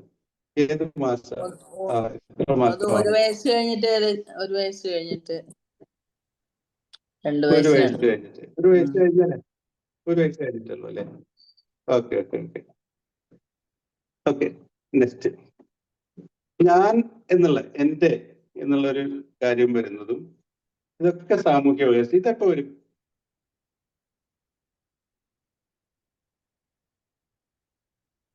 ഇത് അതായത് കുട്ടി ഒരു പ്രത്യേക ഒരു ജീവിയാണെന്ന് അങ്ങനെയൊക്കെയുള്ള തോന്നൽ വരുന്ന കുട്ടി ഉണ്ടല്ലോ, അത് എപ്പോഴാണ് വരുന്നത് എന്നുള്ളത്? ഏത് പ്രായത്തിലെ, ഏത് മാസത്തിലെ? ഓക്കെ, അതായത് ആയിക്കോട്ടെ, നമുക്ക് അതിലൊക്കെ പിന്നീട് വീണ്ടും വരാം. ഞാനത് വീണ്ടും പറയുന്നതായിരിക്കും. ഓക്കെ, ഇപ്പോ എന്താണ് നമ്മൾ കുഞ്ഞിന്റെ വളർച്ചയിൽ ചെയ്യേണ്ടത്? വീണ്ടും ഞാൻ ആനയമ്മ ജോർജിലോട്ട് വരുന്നു. സെക്യൂർ അറ്റാച്ച്മെന്റ് ബോണ്ടിങ് ആണ് ഏറ്റവും നല്ല കാര്യം എന്ന് പറയുന്നത്. അമ്മയും കുഞ്ഞും തമ്മിലുള്ള ബന്ധത്തെ കുറിച്ചാണ് ഈ പറയുന്നത്. അപ്പോ ഇതുണ്ടാകണമെങ്കിൽ, ഇത് ഉണ്ടായി കഴിഞ്ഞാൽ ഇത് തന്നെയാണ് ഈ കുഞ്ഞിന്റെ ജീവിതത്തിൽ ഉടനീളം നീണ്ടുപോകുന്ന നല്ല കാര്യം. അപ്പൊ അതുണ്ടാവണമെങ്കിൽ ഓരോ ഘട്ടത്തിലും കുഞ്ഞ് വളരുമ്പോൾ ഓരോ മാറ്റത്തിനും നമ്മൾ ഒരു പിന്തുണ കൊടുക്കുകയാണ് വേണ്ടത്. അപ്പോ അതിനെ നമ്മൾ പ്രോത്സാഹിപ്പിക്കുകയും കൂടി ചെയ്യാനാണെങ്കിൽ ഈ സെക്യൂർ അറ്റാച്ച്മെന്റ് ബോണ്ടിങ് വരും. അതിനോടൊപ്പം കുഞ്ഞിന്റെ സ്വയം മതിപ്പും വർദ്ധിക്കും. ഇതാണ് നമ്മൾ ശ്രദ്ധിക്കേണ്ട കാര്യം വളർച്ചയില്. അടുത്ത ടോയ്ലറ്റ് ട്രെയിനിങ്ങിന്റെ കാര്യത്തിലോട്ട് പറഞ്ഞു. ഏത് പ്രായത്തിലാണ് കുഞ്ഞിന്റെ ടോയ്ലറ്റ് ട്രെയിനിങ് ഉണ്ടാവുക, കൊടുക്കേണ്ടത്? അതിന് സാധിച്ചു കഴിഞ്ഞാൽ കുഞ്ഞിന്റെ സെൽഫ് എസ്റ്റീം വളരും ചെയ്യും. ഇത് വളരെ പ്രധാനപ്പെട്ട ഒരു കാര്യമാണ്. ഏത് പ്രായത്തിലായിരിക്കും അത്? 2 വയസ്സിനും 3 വയസ്സിനും ഇടയിൽ. 2 വയസ്സിനും 3 വയസ്സിനും. Okay okay. അത് വൈകിപ്പോയാൽ എന്ത് സംഭവിക്കും? അല്ലെങ്കിൽ നേരത്തെ സെൽഫ് എസ്റ്റീമിന് താമസം വരും. അപ്പൊ അത് മോശമാണല്ലോ. സ്വയം മതിപ്പ് കുറയും അല്ലെ വൈകിപ്പോയാല്. നേരത്തെ ആയാലോ? നേരത്തെ ആകുന്നതുകൊണ്ട് ബുദ്ധിമുട്ടൊന്നുമില്ല, കുഴപ്പമൊന്നുമില്ല. ഞാനൊരു കാര്യം ചോദിക്കട്ടെ, ഈ ഒരു കുഞ്ഞ് ജനിച്ച കുഞ്ഞ് എത്ര മണിക്കൂർ ഉറങ്ങും? അത് ഒരു 18 മണിക്കൂറോളം ഒക്കെ ഉറങ്ങുന്നില്ലേ? ഇല്ല മാം, ഒരു മാമിന്റെ പരിചയത്തിൽ പറയും. പരിചയത്തിൽ പറയും. 14 മണിക്കൂറൊക്കെ ഇറങ്ങും സാറ് ജനിച്ചിട്ടാകുമ്പോ. 14 മണിക്കൂർ. വേറെ എന്തെങ്കിലും അഭിപ്രായം ആർക്കെങ്കിലും ഉണ്ടോ? അപ്പൊ 14 ഓൾമോസ്റ്റ് ഉറക്കം തന്നെയായിരിക്കും. പാല് കുടിക്കാൻ വേണ്ടി മാത്രമായിരിക്കും എഴുന്നേക്കുന്നത്. ഓക്കെ. അപ്പോ നമ്മൾ ശ്രദ്ധിക്കും. പറഞ്ഞോളൂ. ഓരോ മാസം കൂടുന്നതിനനുസരിച്ച് ഉറക്കത്തിന്റെ അളവ് കുറഞ്ഞു വരും. അത് സമ്മതിച്ചു. പക്ഷെ ജനിച്ച കുഞ്ഞ് എത്ര ജനിച്ച മണിക്കൂർ കുട്ടി ഉറങ്ങണം? സാറ് പറഞ്ഞ പോലെ പാല് കുടിക്കാൻ വേണ്ടി മാത്രമല്ലേ എണീക്കുന്നത്. പിന്നെ നനഞ്ഞാല് പ്രശ്നം വരും. അങ്ങനെ പാല് കുടിക്കാൻ വേണ്ടി എണീക്കുന്നത് എത്ര മണിക്കൂർ കൂടുമ്പോഴാ? അത് നമ്മൾ കൊടുക്കുന്നതിനനുസരിച്ചൊക്കെ 2 മണിക്കൂറെല്ലാം കൂടുമ്പം കൊടുക്കേണ്ടി വരും. ചുരുങ്ങിയത്. വേറെ എന്തെങ്കിലും അഭിപ്രായം ഉണ്ടോ ആർക്കെങ്കിലും? സാറേ, പിന്നെ അസുഖം എന്തെങ്കിലും ഉണ്ടെങ്കിൽ ആ കുട്ടി അധികം ഉറങ്ങൂല സാറേ. അസുഖം ഉണ്ടെങ്കിൽ കുട്ടികൾ ഉറങ്ങില്ല. ഓക്കെ. ശരിക്കും ആരോഗ്യമുള്ള ഒരു കുട്ടി എത്ര മണിക്കൂർ ഉറങ്ങും? കൂടുതൽ സമയം ഉറങ്ങും. പാല് കുടിക്കാനും ഇങ്ങനെ എന്തെങ്കിലും അസൗകര്യം തോന്നുമ്പോഴൊക്കെ അല്ലേ ഉണരുള്ളൂ. അപ്പൊ ഞാനിത് ചോദിച്ചിട്ടുണ്ടെങ്കിൽ നമ്മൾ പലപ്പോഴും നിരീക്ഷിക്കുമ്പോൾ അല്ലെങ്കിൽ നമ്മൾ അറിയുമ്പോൾ അവബോധവും നമുക്ക് പരിപൂർണമായിട്ട് കറക്റ്റ് ആയിട്ടില്ല എന്നാണ് മനസ്സിലാക്കുന്നത്. ഒരു ചോദ്യം കൂടി ചോദിക്കട്ടെ, എത്ര മണിക്കൂർ ഉറങ്ങിയില്ലെങ്കിലാണ് പ്രശ്നം? എത്ര മണിക്കൂറാണ് ഉറങ്ങുക മാക്സിമം എന്ന് ചോദിച്ചു. അതിന് ഏകദേശത്തിൽ അടുത്തെത്തിക്കും കൂടിയിട്ട് കറക്റ്റ് ആയിട്ടുള്ള ഉത്തരം ആരും പറഞ്ഞില്ല. ഉറങ്ങിയില്ലെങ്കിൽ പ്രശ്നമാണ്. ഉറങ്ങിയില്ലെങ്കിൽ പ്രശ്നമാണ്. എത്ര മണിക്കൂർ ഉറങ്ങണം മിനിമം? 12 മണിക്കൂറെങ്കിലും ഉറങ്ങണം സർ. 18 മണിക്കൂർ മിനിമം 18 മണിക്കൂർ ഉറങ്ങും. പക്ഷെ കാണാൻ പറ്റുന്ന ടെക്നിക്കൽ പ്രോബ്ലം ഉണ്ടോ? എത്ര 18 മണിക്കൂറാണോ? 18 മണിക്കൂറാണോ? അതങ്ങനെ നമുക്ക് അപ്പൊ ഞാൻ കൗണ്ട് correct ചെയ്ത് ആയിട്ട് നമ്മൾ കാര്യം ശ്രദ്ധിച്ചിട്ടില്ല. 16 മണിക്കൂർ. 16 മണിക്കൂറാണ് കറക്റ്റ് ആൻസർ. ഒരു കുഞ്ഞു ഉറങ്ങുന്നത് 16 മണിക്കൂറാണ് മാക്സിമം. അത് 8 മണിക്കൂർ അതിൻ്റെയുള്ള കാര്യങ്ങൾക്കായിട്ട് ചെലവഴിക്കുന്നുണ്ട്. പിന്നെ മിനിമം 9 മണിക്കൂർ ഉറങ്ങണം. ഉറങ്ങിയില്ലെങ്കിൽ കുഞ്ഞിന്റെ പീഡിയാട്രീഷ്യനെ കാണിക്കണം. ഉറക്കത്തിലാണ്, അത് അത്യാവശ്യം. ഉറക്കമാണ് ആരോഗ്യം. അതെ. 3 മണിക്കൂർ കൂടുമ്പോഴെങ്കിലും പാല് കൊടുക്കണം അല്ലെ? അതിനായിട്ട് ഉണരും വേണം. ഉറക്കം എന്ന് പറഞ്ഞാൽ നീണ്ട ഉറക്കമല്ലല്ലോ. 3 മണിക്കൂർ കഴിഞ്ഞാൽ ഉണരും വേണം. ഇതൊക്കെയാണ് ഇതിന്റെ കാര്യങ്ങൾ അല്ലെ? ഓക്കെ. ഇനി ടോയ്ലറ്റ് ട്രെയിനിങ് എന്ന് പറഞ്ഞ കാര്യം, സ്ത്രീകളുടെ, ഞാൻ പറഞ്ഞു ചൈൽഡ് കെയർ എന്ന് പറയുന്ന മുഴുവൻ സ്ത്രീകളുടെ കാര്യമാണ്. അപ്പോ അതിനെക്കുറിച്ച് ഇങ്ങനെ ചർച്ച ചെയ്യാൻ പറ്റുമെന്ന് എനിക്കറിയില്ല. എങ്കിൽ കൂടിയിട്ടും ഞാൻ ചെറുതായിട്ട് ഒരു കാര്യങ്ങൾ പറയട്ടെ. 3 തരത്തിൽ ടോയ്ലറ്റ് ട്രെയിനിങ് ചെയ്യാമെന്ന് പറയും. അപ്പോ അതിതാണ് നേരത്തെ പറഞ്ഞ പുസ്തകത്തിന് റെഫർ ചെയ്തേക്കുന്നത്. ഈ 3 തരത്തിൽ ടോയ്ലറ്റ് ട്രെയിനിങ് ചെയ്യാമെന്ന് പറയുന്നത്. അതായത് ഒന്ന് parent oriented and end point oriented എന്ന് പറഞ്ഞത്. ഡയപ്പർ മാറ്റി കൂടുതൽ സമയം ടോയ്ലറ്റിൽ വെക്കുക. പിന്നെ കുറച്ച് ദിവസത്തിനകം ട്രെയിൻഡ് ആവും എന്നാണ് പറഞ്ഞത്. അങ്ങനെ ചെയ്തു കഴിഞ്ഞാൽ പിന്നെ രണ്ടാമത്തെന്ന് പറഞ്ഞാൽ കുട്ടിക്ക് ഏകദേശം സമയം പോകേണ്ട സമയം ഏതാണെന്ന് മനസ്സിലാക്കി കഴിഞ്ഞിട്ട് നിരീക്ഷിച്ച് ഉറപ്പിച്ചിട്ട് ആ സമയം നമ്മൾ മനസ്സിലാക്കും, കുഞ്ഞിന് മനസ്സിലാക്കിയിട്ട് ആ സമയത്തേക്ക് കൊണ്ടുപോകുക. ഓക്കെ. പിന്നെ ജനിച്ചന്ന് മുതൽ ഈ രീതിയിൽ അങ്ങനെ രീതികൾ ലോകത്തിലെ മുഴുവൻ കാര്യങ്ങൾ എടുക്കുകയാണെങ്കിലും ഇങ്ങനെ കാര്യങ്ങളുണ്ട്. നമുക്ക് നമ്മുടെ പരമ്പരാഗതമായ രീതികളുണ്ട് അല്ലെ? എങ്കിൽ കൂടിയിട്ട് ഈ സമയത്ത് മൂത്രയിക്കാൻ വേണ്ടിട്ട് കാലില് 2 കാലും നമ്മളെ കാല് കുറച്ചകലം അവിടെ ഇരുത്തിയിട്ട് നേരെ സ്ട്രൈറ്റ് ഇരുത്തിയിട്ട് അവരെ മൂത്രയിക്കാൻ വേണ്ടിട്ട് നമ്മള് എന്നുള്ള സൗണ്ട് ഉണ്ടാക്കും ചെറുങ്ങനെ. അപ്പൊ ആ കുട്ടി ഓട്ടോമാറ്റിക് ആയിട്ട് മൂത്രയിക്കും. അതെ. അതാണ് നമ്മുടെ പരമ്പരാഗതമായ രീതി. അത് തന്നെയാണ് ശരി. പക്ഷെ പുതിയ കുട്ടികളൊന്നും ഇതൊന്നും ചെയ്യില്ലല്ലോ. അങ്ങനെയൊന്നും ചെയ്യില്ലായിരിക്കും. പക്ഷെ ഇപ്പൊ പുതുതായിട്ട് ലോകത്തിന്റെ മുഴുവൻ എടുക്കുകയാണെങ്കിൽ ഇതൊക്കെയാണ് രീതികൾ. പിന്നെ വേറൊരു ഏറ്റവും ഇതായിട്ടുള്ള രീതി ഉണ്ട്. ഒരു അത്തരത്തിലുള്ള ഡയപ്പർ കിട്ടും. അതായത് അലാറം വരും, മൂത്രമൊഴിച്ചാൽ അതുപോലെ ടോയ്ലറ്റിൽ പോയാലൊക്കെ അലാറം വരും. അങ്ങനെ സമയത്ത് ആ അലാറം വരുന്ന സമയത്ത് കുഞ്ഞിനെ കൊണ്ടുപോയിട്ട് ചെയ്യാം. പിന്നെ വേറൊരു മെത്തേഡ് ഉണ്ട്. ഞാൻ ആ പറഞ്ഞ പുസ്തകത്തിൽ നിന്ന് കോട്ട് ചെയ്താണ് ഈ കാര്യം. അതായത് ഒരു പുസ്തകം വായിക്കുക അടുത്തിരുന്നിട്ട് കുട്ടിയുടെ, എന്നിട്ട് അതിൽ അവർ കുട്ടികൾ മുതിർന്ന സഹോദരിമാരും ഒക്കെ ഉണ്ടാവില്ല, അല്ലെങ്കിൽ സഹോദരന്മാരെ കുട്ടിക്ക് ഉണ്ടെങ്കിൽ, അല്ലെങ്കിൽ കുറച്ച് മുതിർന്ന കുട്ടികൾ ഉണ്ടെങ്കിൽ അതും ഒരു സിംഹവും പറഞ്ഞിട്ടൊരു കഥ കുട്ടിക്ക് പറഞ്ഞു കൊടുക്കുക. എന്നിട്ട് ടോയ്ലറ്റ് പോവുകയാണെങ്കിൽ ഇങ്ങനെ സമ്മാനങ്ങൾ കിട്ടുമെന്നും പറഞ്ഞിട്ട് ആദ്യം കൊടുക്കുന്നത് ഒരു MNB, ഇതൊക്കെ മിഠായികളാണ്, ഈ മിഠായിയുടെ പേരുകളാണ്. ഇതൊക്കെ കൊടുത്തിട്ട് പിന്നെ അവസാനം ടോയ്ലറ്റ് പോവുകയാണെങ്കിൽ സിംഹത്തിനാണ് ഈ കുട്ടിയോട് പറയുന്നേ ഇല്ല. സിംഹത്തിന് ശരിക്കും ടോയ്ലറ്റിൽ പോവുകയാണെങ്കിൽ ഇതൊക്കെ കിട്ടും എന്ന് പറഞ്ഞിട്ട് കുട്ടിയുടെ ശ്രദ്ധ തിരിച്ചിട്ട് എന്നിട്ട് ഇങ്ങനെ ഒരു സിസ്റ്റം ഉണ്ടെന്ന് പറയുന്നു. ഓക്കെ, ചെയ്യുന്ന കാര്യങ്ങളാണ് ലോകത്ത് മുഴുവൻ. ഓക്കെ, അപ്പൊ അത് വിട്ടുകളയാം. നമുക്ക് പരമ്പരാഗതമായ രീതിയുണ്ട്, അതിനെ കുറിച്ച് നമുക്ക് കൂടുതൽ ഇത് ചെയ്യേണ്ട കാര്യമില്ല. Okay okay. ഇപ്പൊ ഞാൻ എന്താ പറഞ്ഞ റിഫ്ലക്സിന്റെ കാര്യം പറഞ്ഞു അല്ലെ. റിഫ്ലക്സുകൾ ഞെട്ടിക്കരയുന്ന കുട്ടി പേടിച്ചിട്ടല്ല, കുട്ടിയുടെ അത് നിലനിൽക്കാനായിട്ട് പ്രകൃതി കൊടുത്തൊരു സംവിധാനമാണ് എന്ന് ഞാൻ പറഞ്ഞു. അപ്പോ കുട്ടിക്ക് ഈ ജനിച്ച ഉടനെ തന്നെ ഈ സ്റ്റിമുലേഷനും, സ്വന്തം സ്റ്റിമുലേഷൻ അതുപോലെ മറ്റുള്ള സ്റ്റിമുലേഷനും ഇങ്ങനെ ഒരു തിങ്സ് റിഫ്ലക്സ് ചെയ്യാൻ പറ്റും എന്ന് നമുക്ക് മനസ്സിലായി ഇല്ലേ. കരല് വെച്ച് കഴിഞ്ഞാൽ കുട്ടി ഇങ്ങനെ തല തിരിച്ചിട്ട് വായ തുറക്കുകയൊക്കെ ചെയ്യുന്നുണ്ട്. അപ്പൊ അത് കുട്ടിക്ക് അതിനുള്ള സിദ്ധി ഉണ്ട്. ഓക്കെ, അപ്പോ നേരത്തെ ഞാൻ കാണിച്ച സ്ലൈഡിലുള്ള ഉത്തരവാണത്. അന്ന് തൊട്ട് തന്നെ ഞാന് എന്ന ബോധം കുട്ടിക്കുണ്ട്. ഓക്കെ, അതാണ് മനസ്സിലാക്കുന്നത്. അപ്പൊ തന്നെ ജനിച്ച ഉടനെ തന്നെ നാം സംരക്ഷിക്കുന്നവരിടാതെ നല്ല ഉള്ള ആൾക്കൊരു ചിരിക്കാൻ അതുപോലെ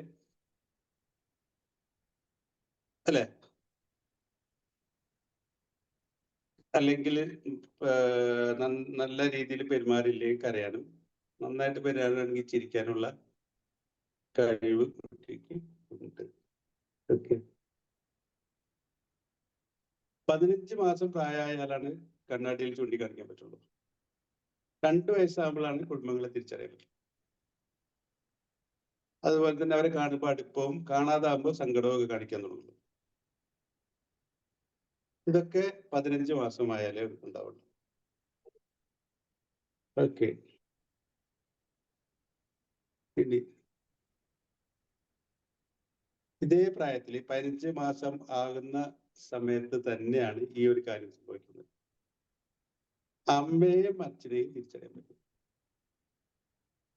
അതുപോലെ തന്നെ അമ്മയുടെ തൻ്റെ ലിംഗം താൻ പെണ്ണാണോ ആണോ എന്ന് മനസ്സിലാക്കിയിട്ട് അങ്ങനെ അനുകരിക്കാനൊക്കെ ഉള്ള ഇത് വരുന്നത് ഈ പ്രായത്തിൽ മാസത്തിലാണ്. ഓക്കെ, അപ്പൊ 8-6 ആയിട്ടാവും. എന്താ ചെയ്യേണ്ടത്? ഇന്നത്തെ നിർത്തിയാലോ നമുക്ക്? Okay sir. ഓക്കെ ഓക്കെ, കാരണം ഈ ഒരു ടെക്നിക്കൽ പ്രോബ്ലം ഉള്ളതുകൊണ്ടേ അപ്പൊ കൂടുതൽ കറക്റ്റ് ആയിട്ട് പോകുന്നില്ല എന്റെ കാര്യം. ഞാനിപ്പോ പറഞ്ഞിട്ടുള്ള ഏതെങ്കിലും സ്ലൈഡില് കാര്യങ്ങൾ മനസ്സിലാക്കാതിരുന്നിട്ടുണ്ടോ? എന്തെങ്കിലും ക്ലാരിറ്റി വേണം? ക്ലിയർ ആണല്ലേ? അപ്പൊ ഞാനിത് സ്റ്റോപ്പ് ചെയ്തോട്ടെ, ഷെയറിംഗ് സ്റ്റോപ്പ് ചെയ്തോട്ടെ. ഓക്കെ,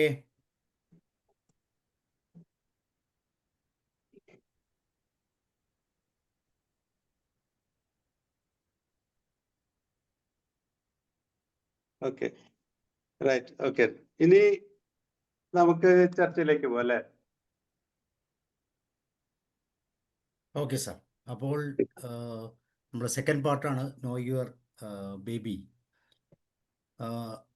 നമ്മുടെ നാട്ടിലും നമ്മുടെ സാധാരണ രീതിയിൽ നമ്മുടെ നാട്ടിലും അതുപോലെ തന്നെ വിദേശങ്ങളിലുമൊക്കെ യൂസ് ചെയ്യുന്ന ചില മെത്തേഡുകളെ കുറിച്ചാണ് ആൾ കൃത്യമായിട്ട് വിജയരാമൻ സാർ ജനാനന്ദൻ സാർ നമ്മൾ സംസാരിച്ച്. അപ്പോൾ അതുകൊണ്ട് തന്നെ അതിനൊത്തിരിയും കമൻസുകൾ എന്ന് വെച്ചാൽ പ്രായോഗിക തലത്തിലുള്ള അറിവുകൾ നമ്മൾ പകർന്നു. ഓക്കെ, ഇനി നമുക്ക് അതിനെക്കുറിച്ച് ഡിസ്കഷൻ നടത്താം. ഓമന ടീച്ചർ സ്റ്റാർട്ട് ചെയ്തോളൂ. Sir, thank you sir. ഞാൻ നേരത്തെ പറഞ്ഞത് തന്നെയാണ് എനിക്ക് നിർബന്ധമായിട്ട് പറയാനുള്ളത്. സാറേ, വിജയ് സാറേ, ഈ അമ്മമാരെ തീരെ ശ്രദ്ധിക്കാത്ത ഒരു അവസ്ഥയുണ്ട് കുട്ടികളുടെ കാര്യം പറയുമ്പോൾ. അമ്മമാര് കുട്ടികളെ ശ്രദ്ധിക്കണം, അത് ഓക്കെയാണ്, സാറ് പറഞ്ഞത് വളരെ കറക്റ്റാണ്. പക്ഷെ അമ്മമാരെ ആരും ശ്രദ്ധിക്കുന്നില്ല. ഞാൻ അങ്ങേരുടെ പേര് ഇവിടെ എഴുതി വെച്ചിട്ടുണ്ട്. ഒരു ഡോക്ടർ ഈ പെൺകുട്ടി ഉണ്ടായാൽ അമ്മേനെ തീരെ മൈൻഡ് ചെയ്യൂല, ആൺകുട്ടിയാണെങ്കിൽ കുറച്ച് സമാധാനമുണ്ട്. അങ്ങനെ ഒരു ഹോസ്പിറ്റലിൽ അനുഭവം വന്നപ്പോൾ, പൂനെയിലാണ്, പേര് ഇവിടെ എഴുതി വെച്ചിട്ടുണ്ട് ഞാൻ. ആ ഡോക്ടർ എന്ത് ചെയ്തു എന്ന് വെച്ചിട്ടുണ്ടെങ്കിൽ, പെൺകുട്ടികൾ ജനിക്കുന്ന അമ്മമാർക്ക് ഒരുപാട് കാര്യങ്ങൾ അവിടെ, പിന്നെ പൈസ വേണ്ട, പ്രസവത്തിന്റെ പൈസ അവിടെ വാങ്ങുന്നില്ല, അങ്ങനെ അമ്മമാരെ ഒന്ന് കെയർ ചെയ്യുന്ന ഒരു അവസ്ഥ അവിടെ ഉണ്ടാക്കി. എന്ന് പറഞ്ഞാൽ ആൺകുട്ടികളാണെങ്കിൽ പൈസ കൊടുക്കാനൊക്കെ ഭയങ്കര ഉഷാറാണ് വീട്ടുകാർക്ക്, പിന്നെ ബില്ല് പേ ചെയ്യാനൊക്കെ. പെൺകുട്ടിയാണെങ്കിൽ ബില്ല് പേ ചെയ്യാൻ അത്ര ഉഷാറില്ല. ഇത് കണ്ടു മടുത്തപ്പോൾ അങ്ങേര് ചെയ്ത ഒരു പരിപാടിയാണ്. അതുപോലെ ഈ അമ്മമാരുടെ മാനസികാവസ്ഥ ആരും ആലോചിക്കുന്നില്ല. കുട്ടി വയറ്റിലുള്ളപ്പോൾ തന്നെ അമ്മമാരുടെ മാനസികാവസ്ഥ നന്നായിരിക്കണം, അവരെ സ്ട്രെസ് കൊടുക്കരുത്, അവരെ കുറച്ചും കൂടി കെയർ ചെയ്യണം, അവർക്ക് സന്തോഷം ഉണ്ടാവണം, അങ്ങനെയൊക്കെ ചിന്തിക്കാൻ എഡ്യൂക്കേറ്റഡ് ആയിട്ടുള്ള ആളുകൾ പോലും തയ്യാറാകുന്നില്ല. അങ്ങനെയാണെങ്കിലേ ഒരു ആരോഗ്യമുള്ള കുട്ടി ജനിക്കുകയുള്ളൂ. എന്ന് പറഞ്ഞാൽ കുട്ടി വയറ്റിൽ ജനിക്കുന്നതിന് മുമ്പേ അമ്മേനെ കെയർ ചെയ്ത് പ്രിപ്പയർ ചെയ്യേണ്ടതുണ്ട്. അവരുടെ മാനസികാവസ്ഥയൊക്കെ വളരെ നീറ്റാക്കി കൊണ്ടുപോകേണ്ടതുണ്ട്. അതൊന്നും നമ്മുടെ ഒരു നാട്ടിൽ എഡ്യൂക്കേറ്റഡ് ആയിട്ടുള്ള ആൾക്കാർ പോലും ചെയ്യുന്നില്ല. എല്ലാവരും കുട്ടികളുടെ മാനസികാരോഗ്യം, കുട്ടികളുടെ നന്മ, കുട്ടികൾ നന്നാവുക, അതിനെപ്പറ്റി പറയുമ്പോൾ അമ്മമാരെ അവോയ്ഡ് ചെയ്യുക. അമ്മയുടെ ജോലിയാണ് കുട്ടീനെ നന്നായിട്ട് വളർത്തുക എന്നുള്ളത്. അത് എവിടെ നിന്ന് തുടങ്ങണം എന്നുള്ളതും എനിക്ക് ഉറപ്പുണ്ട്. അമ്മേനെ ആദ്യം മുതലേ പ്രിപ്പയർ ചെയ്യണം. അമ്മ വളരെ നല്ല സമാധാനത്തിലിരിക്കുമ്പോഴേ കുട്ടി വയറ്റിൽ പോലും ജനിക്കാൻ പാടില്ല. അങ്ങനെ അല്ലല്ലോ ഇവിടെ സംഭവിക്കുന്നത്. കൂടുതലും അപൂർവ ആളുകളെ അത്രയൊക്കെ ശ്രദ്ധിക്കുന്നുള്ളൂ. കുട്ടികളുടെ ജനനത്തിന്റെ കാര്യത്തിലൊക്കെ വളരെ മുമ്പേ മാനസികമായി പ്രിപ്പയർ ചെയ്യുന്നുള്ളൂ. അത് അത് വളരെ ശ്രദ്ധിക്കേണ്ട ഒരു കാര്യമാണ്. അതിനുള്ള ഒരു ബോധവൽക്കരണമാണ് ശരിക്കും വേണ്ടത്. ഞാൻ ആ വിഷൻ 31 പോയപ്പോഴാണെങ്കിലും എല്ലാവരും എല്ലാ പുരോഗതിയെ പറ്റിയും പറയുന്നുണ്ട്. അമ്മമാർക്ക് ന്യൂട്രീറ്റീവ് ഫുഡ് കൊടുക്കുന്നുണ്ട്, ഗർഭിണികൾക്ക് കൊടുക്കുന്നുണ്ട്, കുട്ടികൾക്ക് കൊടുക്കുന്നുണ്ട്, ന്യൂട്രീറ്റീവ് ആയിട്ടുള്ള ഫുഡ് കൊടുക്കുന്നുണ്ട്. പക്ഷെ മെന്റൽ ഹെൽത്തിനെ പറ്റി ആരും ആലോചിക്കുന്നില്ല. അമ്മമാരുടെ മെന്റൽ ഹെൽത്തിനനുസരിച്ച് കുട്ടിക്ക് ആരോഗ്യം, നല്ല മനസ്സും ഉണ്ടാവുകയുള്ളൂ. അതുപോലെ തന്നെ ന്യൂട്രീറ്റീവ് ആയിട്ടുള്ള ഫുഡ് കൊടുക്കുമ്പോൾ അത് എത്രത്തോളം ഗുണകരമായ ഫുഡാണ്, മീൻസ് ന്യൂട്രീറ്റീവ് ആയിരിക്കും, പക്ഷെ എത്രത്തോളം എന്താ പറയുക, പെസ്റ്റിസൈഡ്സ് ഒന്നും ഇല്ലാതെ, വിഷവസ്തുക്കളൊന്നും ഇല്ലാതെയാണോ അമ്മമാർക്ക് ഫുഡ് കൊടുക്കുന്നത് ഈ അംഗൻവാടികളിലൂടെ ആണെങ്കിലും. അങ്ങനെയൊക്കെ കുറെ കാര്യങ്ങളും കൂടി നമ്മൾ ഇനിയും പുരോഗമിക്കാനും ശ്രദ്ധിക്കാനും മനസ്സിലാക്കാനും ഉണ്ട് എന്നാണ് എൻ്റെ അഭിപ്രായം. Thank you sir. ഓക്കെ. ഞാൻ ഇതിനോട് യോജിക്കാണ്, പരിപൂർണമായിട്ട് യോജിക്കാണ്. ഇപ്പോ നമുക്ക് നേരത്തെ അറ്റാച്ച്മെന്റ്, കുഞ്ഞിനെ പോലെ തന്നെ പ്രധാനമാണ് അമ്മയും. അമ്മയുടെ മാനസികാവസ്ഥ നമുക്കറിയാം. ബേബി ബ്ലൂസ് അല്ലെ, പോസ്റ്റ് പാർട്ടം ഡിസോർഡറുകൾ. എല്ലാ പ്രസവിക്കുന്ന അമ്മയ്ക്കും ബേബി ബ്ലൂസ് ഉണ്ടാവും. അതായത് ഹോർമോൺ ചേഞ്ച് കൊണ്ടാണ് അതുണ്ടാവുന്നത്. അതുപോലെ തന്നെ വിഷാദരോഗം ഉണ്ടാകാം. മുൻപ് വിഷാദരോഗമുള്ള അമ്മയാണെങ്കിൽ പ്രസവിച്ചു കഴിഞ്ഞാൽ പോസ്റ്റ്മോർട്ടം ഡിപ്രഷൻ ഉണ്ടാകാം. അപ്പോ അതുപോലെ തന്നെ ഗർഭം ധരിച്ച അന്ന് മുതലേ, ഇപ്പോ ഈ റൂട്ടിംഗ് റിഫ്ലക്സിന്റെ ഒക്കെ കാര്യം പറഞ്ഞു, ഈ റിഫ്ലക്സുകളുടെ കാര്യം പറഞ്ഞു, അത് പലതും സംഭവിക്കുന്നത് ഗർഭകാലത്താണ്. ഇപ്പൊ ഈ പറഞ്ഞില്ല 4 കാര്യങ്ങൾ. അപ്പൊ ആ കാലത്ത് തന്നെ കാര്യങ്ങള് കുട്ടികളുടെ എല്ലാ രീതിയിലുള്ള വളർച്ചയും സംഭവിക്കുന്നു. ശാരീരികമായിട്ടുള്ള വളർച്ച മാത്രമല്ല, ഇങ്ങനത്തുള്ള വികസനപരമായിട്ടുള്ള എല്ലാ കാര്യങ്ങളും അവിടെ സംഭവിക്കുന്നുണ്ട്. അപ്പൊ അമ്മയുടെ ആരോഗ്യം വളരെ നന്നായാൽ മാത്രം തന്നെ കുഞ്ഞിന്റെ വളർച്ച ഉറപ്പുവരുത്താൻ പറ്റുള്ളൂ. ഇത് മറന്നു കഴിഞ്ഞിട്ടുണ്ടെങ്കിൽ, അങ്ങനെ മറന്നിട്ടുള്ള ഒരു കുടുംബമാണെങ്കിൽ ആ കുടുംബത്തിന് നല്ല കുഞ്ഞുങ്ങളും ഉണ്ടാവില്ല. ആ കുടുംബത്തിൽ പിന്തുടരത്തിലുള്ള ആൾക്കാർ നന്നാവാൻ യാതൊരു സാധ്യതയില്ല. ഇത് വളരെ എല്ലാവരും മനസ്സിലാക്കേണ്ട ഒരു കാര്യമാണ്. അമ്മയെ തഴഞ്ഞുകൊണ്ട് കുഞ്ഞിന് നിലനിൽപ്പ് പോലും ഇല്ല. അതുപോലെ കുഞ്ഞിന്റെ നല്ല വളർച്ചയില്ല. അതിൽ യാതൊരു സംശയമില്ല. ഇത്രയൊക്കെ പറഞ്ഞിട്ട് ഞാനൊരു ചെറിയൊരു കഥ പറയാം. കഥയല്ല, ഒരു പരീക്ഷണം പറയാം. ഞാൻ നേരത്തെ പറയണമെന്ന് പറഞ്ഞൊരു വിചാരിച്ചൊരു പരീക്ഷണത്തിന്റെ കാര്യമായിരുന്നു. അതായത് ഈ ഒരു ശാസ്ത്രജ്ഞൻ ഒരു 2 റീസസ് കുരങ്ങുകളുടെ നന്ന ചെറുപ്പത്തില് അമ്മയിൽ നിന്ന് വേർപ്പെടുത്തി. എന്നിട്ട് അദ്ദേഹം 2 തരത്തിലുള്ള അമ്മമാരെ, ഒരു അമ്മേനെ ഉണ്ടാക്കിയത് കമ്പി കൊണ്ടാണ്. കമ്പി കൊണ്ടും മരം കൊണ്ടും കൂട്ടിയിട്ട് അമ്മേനെ ഉണ്ടാക്കി. അതുപോലെ തന്നെ വേറൊരു അമ്മേനെ സ്പോഞ്ച് കൊണ്ടും പിന്നെ തുണി കൊണ്ടും ഉണ്ടാക്കി. കമ്പി കൊണ്ടും മരം കൊണ്ടുള്ള അമ്മയുടെ അടുത്ത് കുഞ്ഞിന് വേണ്ട പാല് കൊടുത്തു. അവര് കുട്ടികള് ആ പാല് കുടിച്ചിട്ട് വീണ്ടും ഈ എങ്ങനെയുള്ള ഈ അമ്മയുടെ അടുത്താണ് ചെന്നത്, തുണി കൊണ്ടും സ്പോഞ്ച് കൊണ്ടും ഉണ്ട് അമ്മയുടെ അടുത്തേക്ക് സ്ഥിരമായിട്ട് അവിടെ തന്നെ നിന്ന് ഭക്ഷണം കഴിക്കാൻ വേണ്ടി മാത്രം മറ്റേ അമ്മയുടെ അടുത്ത് പോയി. അതേപോലെ തന്നെ ഭക്ഷണം കൊടുത്തു. ആദ്യം പാലാണ് കൊടുത്തത്, പിന്നെ ഭക്ഷണമാണ് കൊടുത്തത്. രണ്ടും ഈ കമ്പി കൊണ്ടും മരം കൊണ്ടും ഉണ്ടാക്കി അമ്മയുടെ അടുത്ത് കൊടുത്തുള്ളൂ. പക്ഷേ കുഞ്ഞുങ്ങളെല്ലാം പോയത് ഈ മരം കൊണ്ടും അതുപോലെ ഈ തുണി കൊണ്ടും സ്പോഞ്ച് കൊണ്ടും ഉണ്ടാക്കി അമ്മയുടെ അടുത്തേക്കാണ്. അപ്പൊ അതിന് എന്താ മനസ്സിലാക്കേണ്ടത്? നമ്മള് ഈ അമ്മയുടെ പരിലാളനം, അതുപോലെ തന്നെ അതിന്റെ ഊഷ്മളത, അത് കിട്ടിക്കഴിഞ്ഞാൽ അതിന് കിട്ടാനാണ് കുഞ്ഞ് ഏറ്റവും അധികം ഇഷ്ടപ്പെടുന്നത്. അങ്ങനെയുള്ള ഒരു അവസ്ഥയിലാണ് കുഞ്ഞിന്റെ എല്ലാവിധ വളർച്ചയും ഉണ്ടാവുന്നത്. ഇനി മറ്റൊരു പരീക്ഷണം കൂടി ഉണ്ട്. അത് റെയ്നെ സ്പിറ്റ്സ് എന്നൊരു ശാസ്ത്രജ്ഞ പരീക്ഷണമാണ്. അദ്ദേഹം ജനിച്ചു വീണ കുഞ്ഞുങ്ങളുടെ അന്ന് വിട്ടിട്ട് ഒരു 5-6 വയസ്സ് വരെ ഒരു കുഞ്ഞുങ്ങളുടെ ഒരു നിരീക്ഷണം നടത്തി. അതില് 2 തരത്തിലുള്ള അമ്മമാരെ കുഞ്ഞുങ്ങളെടുത്തു. ഒന്ന് അനാഥാലയത്തിൽ വളർന്ന അമ്മമാർക്ക്, അതായത് 8 തൊട്ടിലിന് ഒരു ആയ എന്നുള്ള നിലയ്ക്ക് അനാഥാലയത്തിൽ വരുന്ന കുഞ്ഞുങ്ങളുടെ ഒരു ഗ്രൂപ്പ്. പിന്നെ ജയിലിൽ ഉള്ള അമ്മമാർക്ക് വളർന്ന ഒരു ഗ്രൂപ്പ്. അപ്പൊ ജയിലിലുള്ള അമ്മമാർക്ക് വളരെ പരിമിതമായ പോഷണങ്ങളെ കുട്ടികൾക്ക് പരിമിതമായ പോഷണങ്ങളും മറ്റും കൊടുക്കുന്നുള്ളൂ. നേരെ മറിച്ച് അനാഥാലയത്തില് വളരുന്ന കുട്ടികൾക്ക് എല്ലാവിധ പോഷണങ്ങളും എല്ലാവിധ കാര്യങ്ങളും ഭക്ഷണം ഒക്കെ കൊടുത്തു. പക്ഷെ അമ്മയുടെ പരിചരണം അവിടെ ഇല്ല. ഈ പരീക്ഷണത്തിന്റെ അവസാനം കണ്ടുപിടിച്ചത് എന്താണെന്ന് വെച്ച് കഴിഞ്ഞാൽ, ഈ ജയിലിലെ അമ്മമാരുടെ കുട്ടികളുടെ മരണനിരക്ക് വളരെ കുറഞ്ഞു കണ്ടു. അതുപോലെ തന്നെ അവർക്ക് ആരോഗ്യം വളരെ വർദ്ധിച്ചായി കണ്ടു. പരിമിതമായ ഭക്ഷണമുള്ളൂ എന്നിട്ട് പോലും. പക്ഷെ എല്ലാവിധ പോഷകാഹാരങ്ങളും സൗകര്യങ്ങളും എല്ലാം കൊടുത്തിട്ടും അമ്മയുടെ പരിചരണമില്ലാത്ത കുഞ്ഞുങ്ങള് മരണനിരക്ക് തന്നെ കൂടി. അതായത് അവർക്ക് ജീവിക്കാനും തന്നെ പറ്റാത്ത രീതിയിലാണ് അവർ വളർന്നത്. അതാണ് അമ്മയും കുഞ്ഞും തമ്മിലുള്ള ബന്ധം. ഇത് തെളിവോടുകൂടി സ്ഥാപിച്ച കാര്യമാണ്.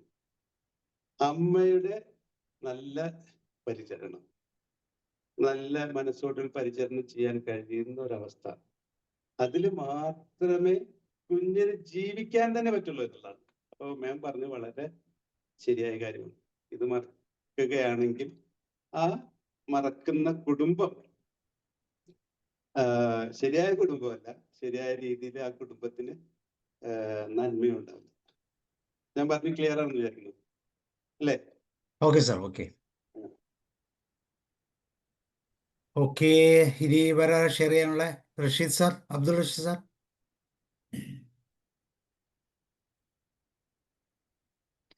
രമാവതി മാം പറയും. നമസ്കാരം സാറ്.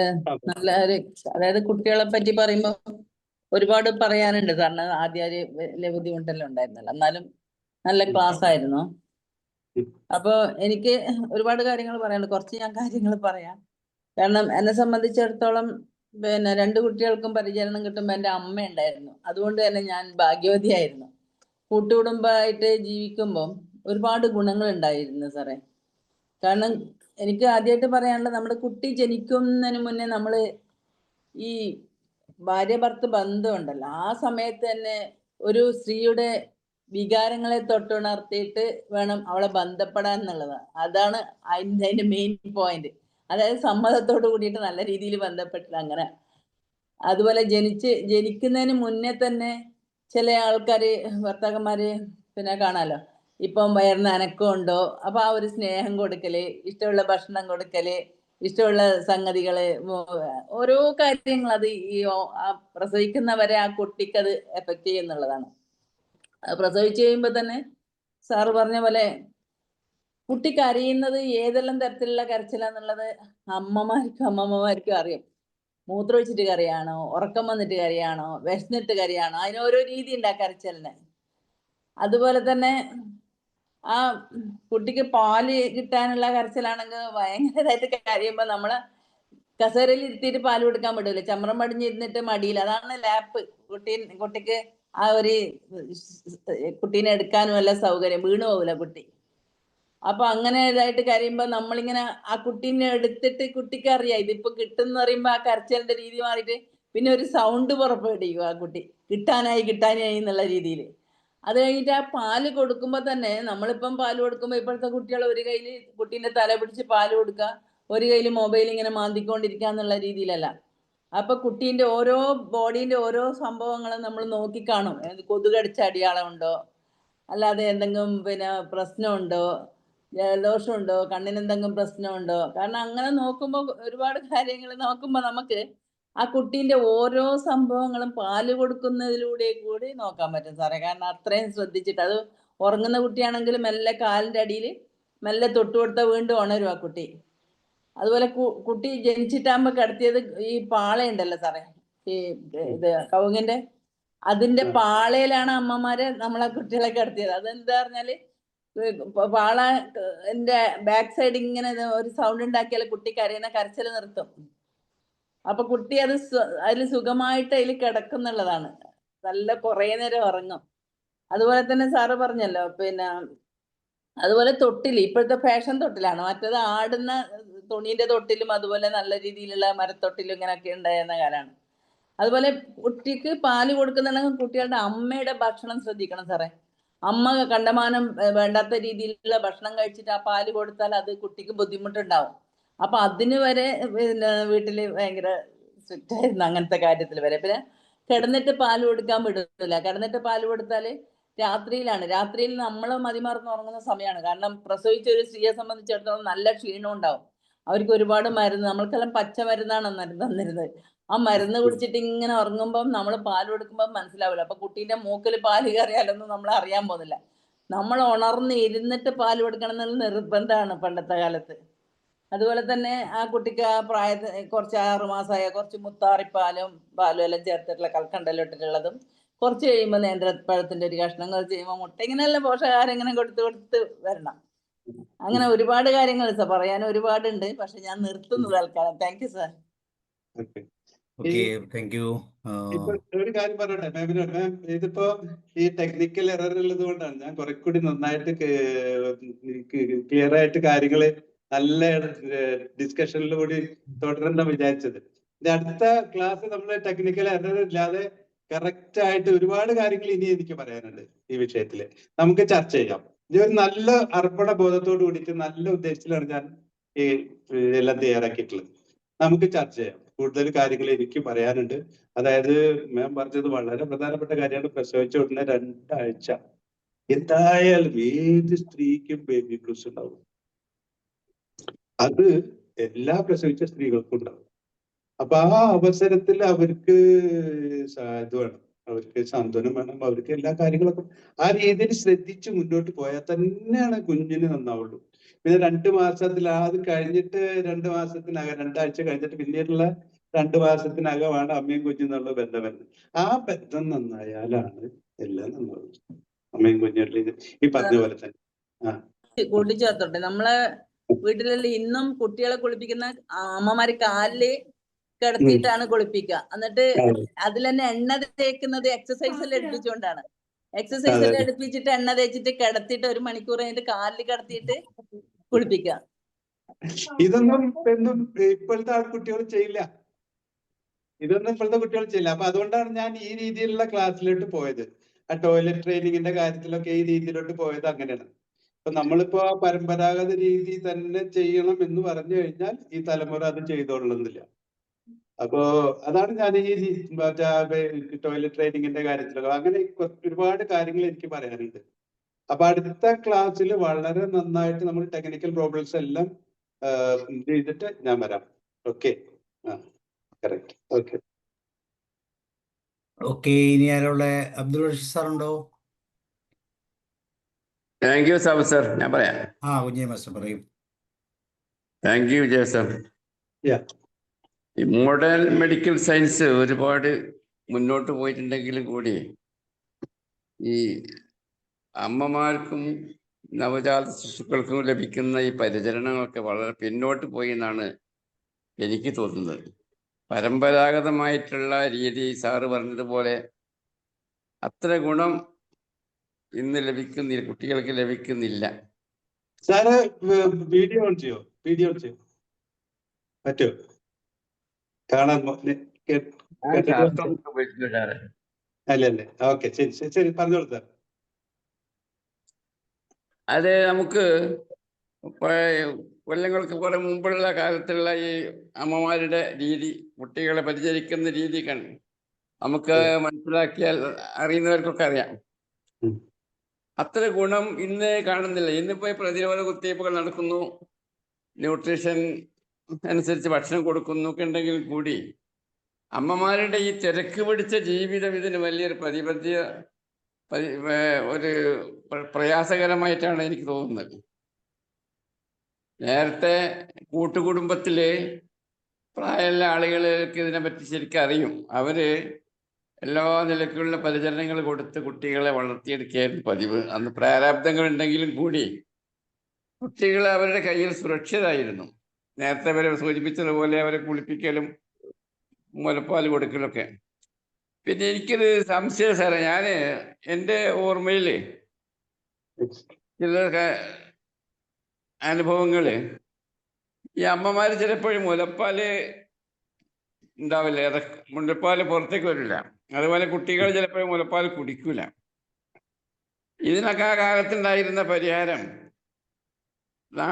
നാട്ടിലെ ചില മന്ത്രവാദികൾ ഉണ്ടാവും. അവരെടുത്ത് പോയിട്ട് അവര് വിവരം പറഞ്ഞാൽ അവർ മന്ത്രിച്ച നൂല് തരും.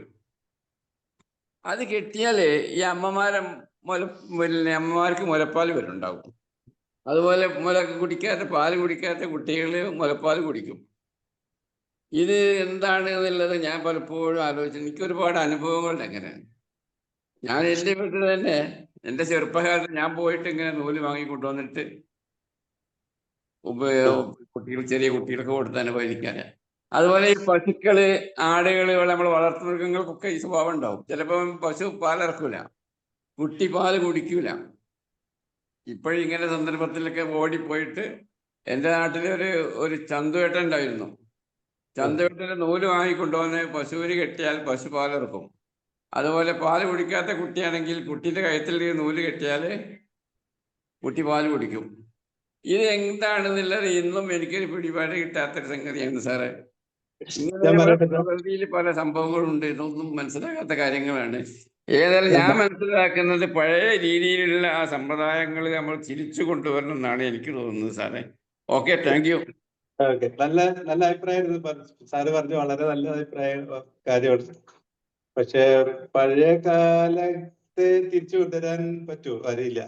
അത് നമ്മള് വിചാരിച്ചു കഴിഞ്ഞാൽ നടക്കുമെന്നറിയില്ല. നടക്കുകയാണെങ്കിൽ ആ കുളിപ്പിക്കുന്ന രീതിയൊക്കെ ഉണ്ടല്ലോ, അതൊക്കെ വളരെ ആ പരമ്പരാഗതമായ നന്മ നമുക്ക് ഉൾക്കൊള്ളണം എന്ന് തന്നെയാണ് എനിക്ക് പറയാനുള്ളത്. അതില് ഒരുപാട് കാര്യങ്ങളുണ്ട്. പിന്നെ സാറ് പറഞ്ഞിട്ടുള്ള അത് നമുക്ക് കഴിയാവുന്നുള്ളൂ. പുതുതലമുറയും ഈ രീതിയിൽ കാര്യങ്ങൾ മനസ്സിലാക്കിയിട്ട് അത് ഉൾക്കൊണ്ടുകൊണ്ട് അതിൽ നല്ലതായ കാര്യങ്ങൾ സ്വീകരിക്കാം. പക്ഷെ എല്ലാതും നല്ലതായിരുന്നു എന്നുള്ള അഭിപ്രായം എനിക്കില്ല. അതില് പല പോരായ്മകളും ഉണ്ട്. അത് തിരുത്തേണ്ടതായിട്ടുണ്ട്. അത് തിരുത്തിയിട്ട് പഴയ കാര്യങ്ങളിലെ നല്ലതെല്ലാം എടുക്കുക എന്നുള്ളവര്. പിന്നെ സാറ് പറഞ്ഞ ഒരു പ്രധാനപ്പെട്ട ഒരു കാര്യത്തെ കുറിച്ച് പറയട്ടെ. അതായത് നൂല് അല്ലെ, ഇതിന്റെ മൂല ചേർക്കാത്ത സമയത്ത് അങ്ങനെ കുഞ്ഞിന് അപ്പോ അത് ശരിയാകാറുണ്ട്. സാർ ഇത് ഒരു കാര്യം പറയാം. ഇത് അമ്മയും കുഞ്ഞും തമ്മിലുള്ള ബന്ധത്തിൽ അധിഷ്ഠിതമാണ്. അതാണ് ഏറ്റവും പ്രധാനം, മറ്റൊന്നുമല്ല എന്നെനിക്ക് പറയാനുള്ളത്. ഇപ്പോ അമ്മയുടെ മനസ്സ് അത് കുഞ്ഞിനായിട്ട് ബോണ്ടഡ് ആവണം. അത് ഇൻട്യൂഷൻ എന്ന് പറഞ്ഞ സാധനമുണ്ട്. ഇതിന് ബന്ധപ്പെട്ടിട്ടുണ്ട് അമ്മയും കുഞ്ഞും. ജനിക്കുമ്പോൾ തന്നെ ബന്ധപ്പെട്ടിട്ടുള്ളതാണ് ഇൻട്യൂഷൻ വഴി. കുഞ്ഞ് അമ്മയെ അറിയുന്നു. എങ്ങനെ അറിയുന്നു ചോദിച്ചാൽ കണ്ണുകൊണ്ട് കണ്ടിട്ടല്ല അറിയുന്നത്, ചെവി കൊണ്ട് കേട്ടിട്ടല്ല അറിയുന്നത്, തൊട്ടിട്ടല്ല അറിയുന്നത്. പക്ഷെ ഈ 5 ഇന്ദ്രിയങ്ങൾക്കും അതീതമായിട്ട് ഒരു കാര്യം എല്ലാ മനുഷ്യർക്കും ഉണ്ട്. അത് ജനിച്ചു വീഴുന്ന കുഞ്ഞിനുണ്ട്. അത് ഇൻട്യൂഷൻ എന്ന് പറയും. ഈ അമ്മയും കുഞ്ഞിനും അമ്മയും തമ്മിൽ അങ്ങനെ ഒരു ബന്ധമുണ്ട്. അങ്ങനെ അത് അമ്മയും കുഞ്ഞും തമ്മിൽ മാത്രമേ ഉള്ളൂ. അപ്പൊ കുഞ്ഞിനെ സംബന്ധിച്ചിടത്തോളം അമ്മ വളരെയധികം പ്രധാനപ്പെട്ടതാണ്. അപ്പൊ കുഞ്ഞ് കരയുന്നതിനനുസരിച്ച് അത് അമ്മയുടെ അമ്മയുടെ മനസ്സിൽ അല്ലെങ്കിൽ ഹൃദയത്തിൽ ചില മാറ്റങ്ങൾ ഉണ്ടാകും. ശരീരത്തിലുള്ള രാസമാറ്റങ്ങൾ, പല കാര്യങ്ങളും. അപ്പോ അതിനനുസരിച്ച് അമ്മയുടെ മനസ്സ് മാറാനുള്ള സംവിധാനം പ്രകൃതിക്കുണ്ട്. അപ്പോ അതിന് അനുസരിച്ചാണ് ഈ മൂലചുരുത്തലിന്റെ കാര്യങ്ങളൊക്കെ സംഭവിക്കുന്നത്. കുഞ്ഞിന്റെ കരച്ചിൽ, ഇപ്പൊ ഒരമ്മ പറഞ്ഞോടെ കുഞ്ഞ് കരഞ്ഞ് പല രീതിയിലാണ്. അയ്യോ, അതെങ്ങനെയാ മനസ്സിലായത്? അതാ അമ്മയ്ക്ക് മനസ്സിലാകുന്നുണ്ട്, മനസ്സിലാകും. എല്ലാ അമ്മമാർക്കും മനസ്സിലാകും. അമ്മമാർക്കേ മനസ്സിലാകും എന്ന് ഞാൻ പറയാം. അപ്പൊ അതിനനുസരിച്ച് ഈ കാര്യങ്ങൾ സംഭവിക്കുന്നുണ്ട്. അത് ശരിയാകാൻ ഒരു വിശ്വാസത്തിന്റെ കൂട്ടുപിടിക്കുക മാത്രമാണ് ഈ ചെയ്യുന്നത്. ഈ സാറ് പറഞ്ഞു നൂലും മറ്റുമൊക്കെ. പക്ഷെ ഇതാണ് നേരെ വേണ്ടത്. ഇപ്പൊ ഞാൻ പറഞ്ഞു 2 ആഴ്ചക്കാലം ലോകത്തിലെ എല്ലാ അമ്മമാർക്കും ബേബി ബ്ലൂസ് ഉണ്ടാവും. അത് ഹോർമോൺ മാറ്റം കൊണ്ടാണ് ഉണ്ടാവുന്നത്. ബേബി ബ്ലൂസ് എന്ന് പറഞ്ഞാൽ ദുഃഖം, അതുപോലെ സങ്കടം, മൂഡ് സ്വിങ്, അതായത് പെട്ടെന്ന് വികാരങ്ങൾ ഇതായിട്ട് വരിക, അങ്ങനെയൊക്കെ ആയിട്ടുള്ള ദേഷ്യം വരിക, അങ്ങനെ പല കാര്യങ്ങളായിട്ട് അത് സംഭവിക്കുക. അപ്പൊ അവരുടെ മാനസികാവസ്ഥ 2 ആഴ്ച എന്തായാലും കുറച്ച് ബുദ്ധിമുട്ടിലാണുള്ളത്. അപ്പൊ തൊട്ടേ അവരെ കെയർ ചെയ്ത് പോകണം. നേരത്തെ പറഞ്ഞു, വളരെ വ്യക്തമായിട്ട് പറഞ്ഞു, ഗർഭധാരണം ഒക്കെ അമ്മയെ ശ്രദ്ധിക്കണം, പ്രസവത്തിന് ശേഷവും അമ്മയെ ശ്രദ്ധിക്കണം. അപ്പൊ ഈ 2 ഞാൻ കംപ്ലീറ്റ് ചെയ്യാണ്. ഈ ശാസ്ത്രീയ അടിസ്ഥാനം ഈ അമ്മയും കുഞ്ഞിനുള്ള ബന്ധം ഇതുപോലെ മെച്ചപ്പെടുത്തുന്നില്ല. അതിന് ഒരു ഉപാധിയായിട്ട് എന്താ വരുന്നത്? അങ്ങനെ വരുമ്പോ ഒരു വിശ്വാസം വരുന്നു, കുടുംബം ഒന്നാകുന്നു. കുടുംബത്തിന്റെ വിശ്വാസത്തിനനുസരിച്ചാണല്ലോ ഈ ഇതിന് പോണത്, ഇതിനൊക്കെ പോണത്, നൂലിനൊക്കെ പോകുന്നത്. അങ്ങനെ വരുമ്പോ കുടുംബം ഒന്നായിട്ട് അമ്മയെ കെയർ ചെയ്യുന്നു, അമ്മയും കുഞ്ഞുങ്ങളും ഒന്നാകും. അങ്ങനെയാണ് ശരി. ശരിയാണോ സാർ ഞാൻ പറഞ്ഞത്? സാറേ, ഈ കുട്ടിക്ക് പാലില്ലെങ്കിൽ ചിലപ്പം ചെറുപയറൊക്കെ പുഴുങ്ങി കൊടുക്കാറുണ്ട്. അത് ചില ആൾക്കാർ ഇങ്ങനെ കൊടുക്കുന്നു പറയുന്നത് കേട്ടിട്ടുണ്ട്. അതുകൂടാതെ ഈ പാല് കൊടുക്കാൻ വേണ്ടിട്ട് ആദ്യം കുട്ടീനെ കൊണ്ടുവന്ന് പിന്നെ പ്രസവിച്ചെന്നെല്ലാം കുടിപ്പിക്കാൻ നോക്കുമ്പോണ്ടല്ലോ സാറേ, ചില അമ്മമാര് നിപ്പിളിങ്ങനെ അത് പാല് വരുന്നില്ല എന്ന് പറയുമ്പം ഈ കുട്ടിക്കാണെങ്കിൽ അത് സക്ക് ചെയ്യാനും പറ്റുന്നുണ്ടാവില്ല. അങ്ങനെ പറ്റാതിരിക്കുമ്പം പിന്നെ ആ അമ്മക്ക് പറ്റുന്നില്ലെങ്കിൽ അമ്മമ്മ ആരെങ്കിലും ആ കുട്ടീന്റെ അമ്മയുടെ നിപ്പിള് പിടിച്ചിട്ട് ആ കുട്ടീന്റെ വായിലായിട്ട് അതൊന്നിങ്ങനെ പിഴിഞ്ഞു കൊടുക്കുക. അപ്പൊ കുട്ടിക്ക് അതിന്റെ രുചി മനസ്സിലാവും. രുചി മനസ്സിലായിട്ട് പിന്നെ മെല്ലെ വായിൽ അങ്ങനെയെല്ലാം ടെക്നിക്കൽ വശമുണ്ട് സാറേ.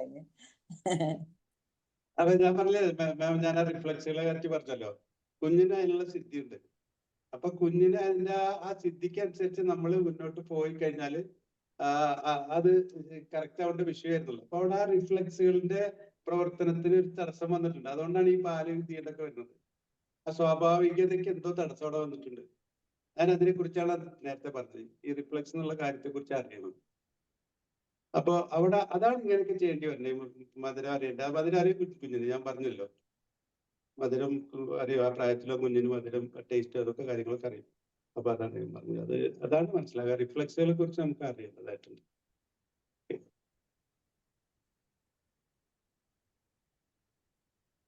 ഓക്കെ, ഇനി ആരുള്ളേ? റോയ് സാർ ഉണ്ടോ? അബ്ദുൽ സാർ പറയും.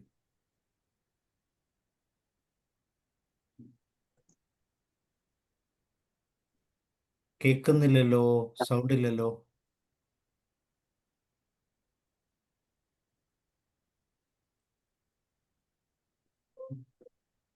കേൾക്കാമോ അബ്ദുൾ? സൗണ്ട് സാർ കേൾക്കാമോ? ഇല്ല, കേൾക്കുന്നില്ല. സൗണ്ട് കേൾക്കുന്നില്ല, ക്ലിയർ അല്ല. അബ്ദുൾ റഷീദ് സാറിന്റെ സൗണ്ട് കേൾക്കുന്നില്ലല്ലോ. ഇല്ല.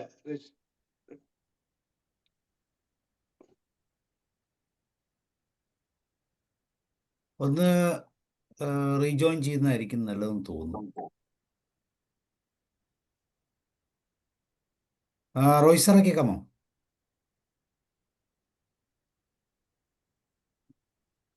ജോഷ് സാർ ഉണ്ടോ? രവിന്ദൻ ഉണ്ട് സാറേ, കേക്കാം. സാറ് പറയുന്നത് കേക്കാവുള്ളൂ. കേൾക്കാം, പറയും. അല്ല, അതേ കേൾക്കുന്നുള്ളൂ. കേൾക്കാം, പറഞ്ഞു. അതേ പറഞ്ഞിട്ടുള്ളൂ, അവർ സാറേ പറയുന്നുള്ളൂ. ഉവ്വ്. അബ്ദുൾ റഷീദ് സാർ കേൾക്കാവുന്ന അൺമ്യൂട്ട് ചെയ്ത് നോക്കൂ. അൺമ്യൂട്ടായോ? സാറിന്റെ കേൾക്കാം. ഹലോ സാർ, കേൾക്കാമോ? ഇപ്പൊ കേൾക്കാം. ഓക്കെ. ഞാൻ മൊബൈലിൽ കയറി സാറേ, ലാപ്പ് ഓഫ് ആക്കി. ഓക്കെ സാർ, എല്ലാവർക്കും വളരെ നല്ല ഒരു സായാഹ്നം ആശംസിക്കുന്നു. ഒരു വളരെ വിലപ്പെട്ട കുറെ വിവരങ്ങളുടെയും കുറെ ആശയങ്ങളുടെയും ഒരു രണ്ടാമത്തെ പാർട്ട് കൂടെ കഴിഞ്ഞു. പക്ഷെ ടെക്നിക്കൽ എറർ കൊണ്ട് സാർക്കും മുഴുമിപ്പിക്കാൻ പറ്റിയില്ല. എനിക്കും സൗണ്ടിന്റെ പ്രശ്നം കൊണ്ട് എനിക്ക് കുറച്ചേ കേൾക്കാൻ പറ്റിയുള്ളൂ. കേട്ടു, എങ്കിലും കുറെ അവ്യക്തത ഉണ്ടായിരുന്നു. പിന്നെ സാറ് വിചാരിച്ചത്ര പറയാൻ സാർക്ക് പറ്റിയില്ല എന്ന് തോന്നുന്നു. എങ്കിലും അതിന്റെ പരിമിതിയിൽ നിന്നുകൊണ്ട് വളരെ നന്നായി കാര്യങ്ങൾ ചെയ്തു. അതുപോലെ വളരെ നല്ല ഡിസ്കഷൻ, പ്രത്യേകിച്ച് സ്ത്രീജനങ്ങളുടെ ഭാഗത്തു നിന്ന് വളരെ പാർട്ടിസിപ്പൻസ് ആയിട്ട് അവരുടെ അനുഭവം കൂടി പങ്കുവെച്ചുകൊണ്ടുള്ള നല്ല ഒരു ഡിസ്കഷൻ നടന്നു. എന്തായാലും ഒരുപാട് നന്ദി സംഘാടകർക്കും സാബ് സാർക്കും ക്ലാസ് എടുത്തവർക്കും ചർച്ച പങ്കെടുത്തവർക്കും ഒരുപാട് നന്ദി അറിയിക്കുന്നു. എനിക്ക് 1-2 സംശയങ്ങൾ ഉണ്ടായിരുന്നു. സാറ് പറഞ്ഞു ഒരു പോസ്റ്റ് പാർട്ടം ഡിപ്രഷൻ 2 ആഴ്ചക്കുള്ളിൽ എല്ലാ അമ്മമാർക്കും ഉണ്ടെന്ന് സാറ് പറഞ്ഞു. അപ്പോൾ സാർ അതിൽ ട്രീറ്റ്മെന്റിലേക്ക് പോകുന്ന കുറച്ച് പേർക്ക് മാത്രമേ ഉള്ളൂ സാറേ. അപ്പം എല്ലാവർക്കും ഉണ്ടെങ്കിൽ ആ ട്രീറ്റ്മെന്റിലേക്ക് പോകുന്ന, അല്ലെങ്കിൽ അതിനൊരു പ്രത്യേക ട്രീറ്റ്മെന്റ് ഉണ്ടല്ലോ, സൂയിസൈഡ് ടെൻഡൻസി അങ്ങനെയൊക്കെ. ഇപ്പോൾ ഈ അടുത്ത് എൻ്റെ അയൽവാസിയായ ഒരു ലേഡി ഇതേ പ്രശ്നം കൊണ്ട് ആത്മഹത്യ ചെയ്തു, ഒരു 3-4 ദിവസം മുമ്പേ. അപ്പൊ അത് ഈ എല്ലാവർക്കും ഉണ്ടെങ്കിൽ ആ ട്രീറ്റ്മെന്റിലേക്ക് പോകേണ്ട ഒരു അവസ്ഥ ഏതാണ്, എല്ലാവർക്കും കൊടുക്കുന്നുണ്ടോ എന്നാണ് ഒരു സംശയം. പിന്നെ പൊതുവായിട്ട് ഡിസ്കഷന്റെ ഭാഗമായിട്ട് തോന്നിയ ഒരു കാര്യം, പഴയ അമ്മയ്ക്കും പഴയ കുട്ടിക്കും ഒക്കെ ഒരു നല്ല സമയം ഉണ്ടായിരുന്നു, പിന്നെ അതൊക്കെ നല്ലതായിരുന്നു. ഇന്ന് അത് നമുക്ക് അതിലേക്ക് തിരിച്ചു പോകണം എന്ന് പറഞ്ഞ ഒരു അഭിപ്രായം പൊതുവെ വന്നത്. അതുകൊണ്ട് എനിക്ക് തോന്നിയത് അത് ഏറെക്കുറെ ശരിയാണ്. പഴയ കാലത്ത് അത് ശരിയായിരുന്നു. പക്ഷെ പഴയ കാലത്ത് ലിമിറ്റേഷൻ ഒരുപാടുണ്ടായിരുന്നു. അന്ന് ട്രീറ്റ്മെന്റ് സൗകര്യങ്ങൾ കുറവ്, ന്യൂട്രീഷൻ കുറവ്, നമുക്ക് ചെക്കപ്പിനുള്ള സൗകര്യങ്ങൾ കുറവ്, ഡോക്ടേഴ്സിന്റെ അവൈലബിലിറ്റി അല്ലെങ്കിൽ മെഡിക്കൽ സർവീസ് കുറവ്, അങ്ങനെ കുറെ ലിമിറ്റേഷൻ അന്നത്തെ അമ്മയ്ക്കും കുട്ടികൾക്കും ഉണ്ടായിരുന്നു. പക്ഷെ അന്നത്തെ ഒരുപാട് നന്മയുണ്ടായിരുന്നു. പക്ഷെ ഇന്ന് പുതിയൊരു റിയാലിറ്റിയിൽ നമുക്ക് ഇനി അങ്ങോട്ട് പോകണം എന്ന് വിചാരിച്ചാലും തിരിച്ചു പോകാൻ നമുക്ക് കഴിയില്ല. കാരണം പുതിയ റിയാലിറ്റി അതിന് നമ്മളെന്തായാലും ഒരു തരത്തിലും കുടുംബ സാഹചര്യമോ കൂട്ടുകുടുംബമോ മറ്റു കാര്യങ്ങളോ ഒന്നുമില്ല. നമുക്ക് ആ രീതിയിൽ തിരിച്ചു പോകാൻ എന്തായാലും കഴിയില്ല. അപ്പൊ നിലവിലുള്ള റിയാലിറ്റിയിൽ നിന്നുകൊണ്ട് പരമാവധി നല്ല പാരന്റിങ്ങും നല്ല അമ്മമാരെയും നല്ല കുട്ടികളെയും എങ്ങനെ വാർത്തെടുക്കാം എന്നാണ് നമ്മൾ ചിന്തിക്കേണ്ടതെന്ന് എൻ്റെ ഒരു വിനീതമായ ഡിസ്കഷന്റെ ഭാഗമായിട്ട് അഭിപ്രായം കൂടി രേഖപ്പെടുത്തുന്നു. സാർ എന്തായാലും അടുത്ത ക്ലാസ്സിൽ കുറച്ചും കൂടെ വിശദമായി കേൾക്കാമെന്ന് പ്രതീക്ഷിക്കുന്നു. ഒരുപാട് താങ്ക് യു സാർ. അടുത്ത ക്ലാസ്സിൽ വളരെ നന്നായിട്ട് നമുക്ക് മുന്നോട്ട് പോകാം. അപ്പൊ താല്പര്യം ഉണ്ടെന്ന് മനസ്സിലായി. ഇനി സാറ് പറഞ്ഞൊരു കാര്യത്തിലേക്ക് തന്നെ ആദ്യം കിടക്കട്ടെ. സാറ് പറഞ്ഞു വളരെ പ്രധാനപ്പെട്ട ഒരു കാര്യം. സാർ, ഞാൻ പോസ്റ്റ് പാർട്ടം ഡിപ്രഷൻ ഉണ്ടാവും എന്നല്ല പറഞ്ഞത്, ബേബി ബ്ലൂസ് ഉണ്ടാവും എന്ന് പറഞ്ഞു. അതെല്ലാ അമ്മമാർക്കും ഉണ്ടാവും എന്ന് പറഞ്ഞത്. അതായത് അത് ഹോർമോൺ മാറ്റങ്ങൾ കൊണ്ടുണ്ട്. അപ്പൊ പോസ്റ്റ് പാർട്ടം ഡിസോർഡർ എന്ന കാര്യം അത് പൊതുവായിട്ടുള്ളതിന് അതിനെ 3 തരംതിരിക്കേണ്ടത്. ഒന്ന് ബേബി ബ്ലൂസ്, പിന്നൊന്ന് സാറ് പറഞ്ഞുള്ള പോസ്റ്റ് പാർട്ടം ഡിപ്രഷൻ, പിന്നൊന്ന് പോസ്റ്റ് പാർട്ടം സൈക്കോസിസ്. ഇങ്ങനെ 3 തരമായിട്ടാണ് തരംതിരിച്ചിട്ടുള്ളത്. ഇപ്പൊ ഇതൊക്കെയും പ്രസവാനന്തരം ഉണ്ടാവുന്ന കാര്യങ്ങളാണ്. അമ്മയ്ക്കാണ് ഉണ്ടാവുന്നത്, അമ്മമാർക്ക്. അപ്പൊ അവര് അത് ശ്രദ്ധിക്കേണ്ട കാര്യമാണ്. ബേബി ബ്ലൂസ് നമുക്ക് തടയാൻ പറ്റില്ല, അതെല്ലാ അമ്മമാർക്കും ഉണ്ടാവും. അത് ഞാൻ പറഞ്ഞു, പ്രസവിച്ച ഉടനെ ഹോർമോൺ മാറ്റം കൊണ്ട് ചില മൂഡ് സ്വിങ്ങുകള്, ദുഃഖം, ദേഷ്യം, പറ്റില്ല, ഇങ്ങനത്തെ പല കാര്യങ്ങളുണ്ടാകും. അത് അവരുടെയൊക്കെ അവര് കുറ്റം പറഞ്ഞിട്ടൊന്നും കാര്യമില്ലെന്ന്. അതാ ഉണ്ടാവും അവർക്ക്. പക്ഷെ അത് 2 ആഴ്ച കഴിഞ്ഞാൽ സ്വാഭാവികമായിട്ട് മാറിക്കോളും. മാറിക്കഴിഞ്ഞിട്ട് അമ്മയും കുഞ്ഞും തമ്മിൽ നല്ല ബന്ധത്തിലോട്ട് പോകും. അതാണ് സംഭവിക്കുന്നത്. അത് തെറ്റായ കാര്യം. പിന്നെ സാറ് പറഞ്ഞില്ല ഡിപ്രഷൻ അറിയാനുള്ള സംവിധാനം ഇന്ന് എല്ലാ ഈ കുഞ്ഞും അമ്മയായിട്ട് ബന്ധപ്പെടുന്ന എല്ലാ സംവിധാനങ്ങളിലും ഉണ്ട്. അതിനൊരു ക്വസ്റ്റ്യനെയർ ഉണ്ട്. ആ ക്വസ്റ്റ്യനെയറിൽ അത് ചോദിക്കുക. എല്ലാ ആശുപത്രികളും അത് ചെയ്യണം എന്നാണ് ഞാൻ മനസ്സിലാക്കിയിട്ടുള്ളത്. പീഡിയാട്രീഷ്യനും അത് ചെയ്യേണ്ടതായിരുന്നു. കുഞ്ഞിന്റെ ശിശുരോഗ വിദഗ്ധൻ, മറ്റേ ഗൈനക്കോളജിസ്റ്റ്, അങ്ങനെയുള്ള ആൾക്കാർക്ക് അവർക്ക് അത് ചെയ്യണം എന്നുള്ളതാണ് നിയമം എന്നാണ് ഞാൻ മനസ്സിലാക്കിയിട്ടുള്ളത്. അത് ചെയ്തിട്ട് ഉണ്ടെന്ന് അറിഞ്ഞു കഴിഞ്ഞാൽ അതിന് നിസ്സാരമായ ട്രീറ്റ്മെന്റ് ഉണ്ട്. വളരെ എളുപ്പത്തിൽ ട്രീറ്റ് ചെയ്യാൻ പറ്റും. പിന്നെ 3ാമത്തെ കാര്യം സൈക്കോസിസ് എന്ന് പറഞ്ഞിട്ട് ഈ മായക്കാഴ്ചകളും അങ്ങനെയൊക്കെ ആയിട്ട് യാഥാർത്ഥ്യബോധം ഇല്ലാതാവുന്ന ഗുരുതരമായുള്ള അവസ്ഥയാണ്. അതിന് ആശുപത്രി അഡ്മിറ്റ് ചെയ്തിട്ടുള്ള ചികിത്സ ആവശ്യമാണ്. അപ്പോൾ ഇത് ഡിപ്രഷൻ കൊണ്ട് ഒരാൾ ഒരു സ്ത്രീ മരിച്ചു എന്ന് പറഞ്ഞു വെച്ചാൽ നമ്മുടെ മെഡിക്കൽ സംവിധാനത്തിന്റെ പിഴവാണ്. സാധാരണ ഇതിൽ ഈ കുഞ്ഞിനും അമ്മയായിട്ട് ബന്ധപ്പെടുന്ന എല്ലാവർക്കും ഇത് അറിയേണ്ടതാണ്. അമ്മയുടെ ഈ പോസ്റ്റ്മോർട്ടം ഡിപ്രഷൻ മനസ്സിലാക്കേണ്ടതാണ്. അതിന് നിസ്സാരമായിട്ടുള്ള ചോദ്യങ്ങൾ ചോദിക്കുക വഴി അവര് ഡോക്ടർമാർക്ക് മനസ്സിലാക്കാൻ ആവശ്യമാണ്. സാറിന് മനസ്സിലാക്കാമെന്ന് വിചാരിക്കും. Thank you sir. ഓക്കെ, ഇനി ആർക്കും ഷെയർ ആണ്? ജോഷ് സാർ പറയുന്നു, റോഹിത് സാർ.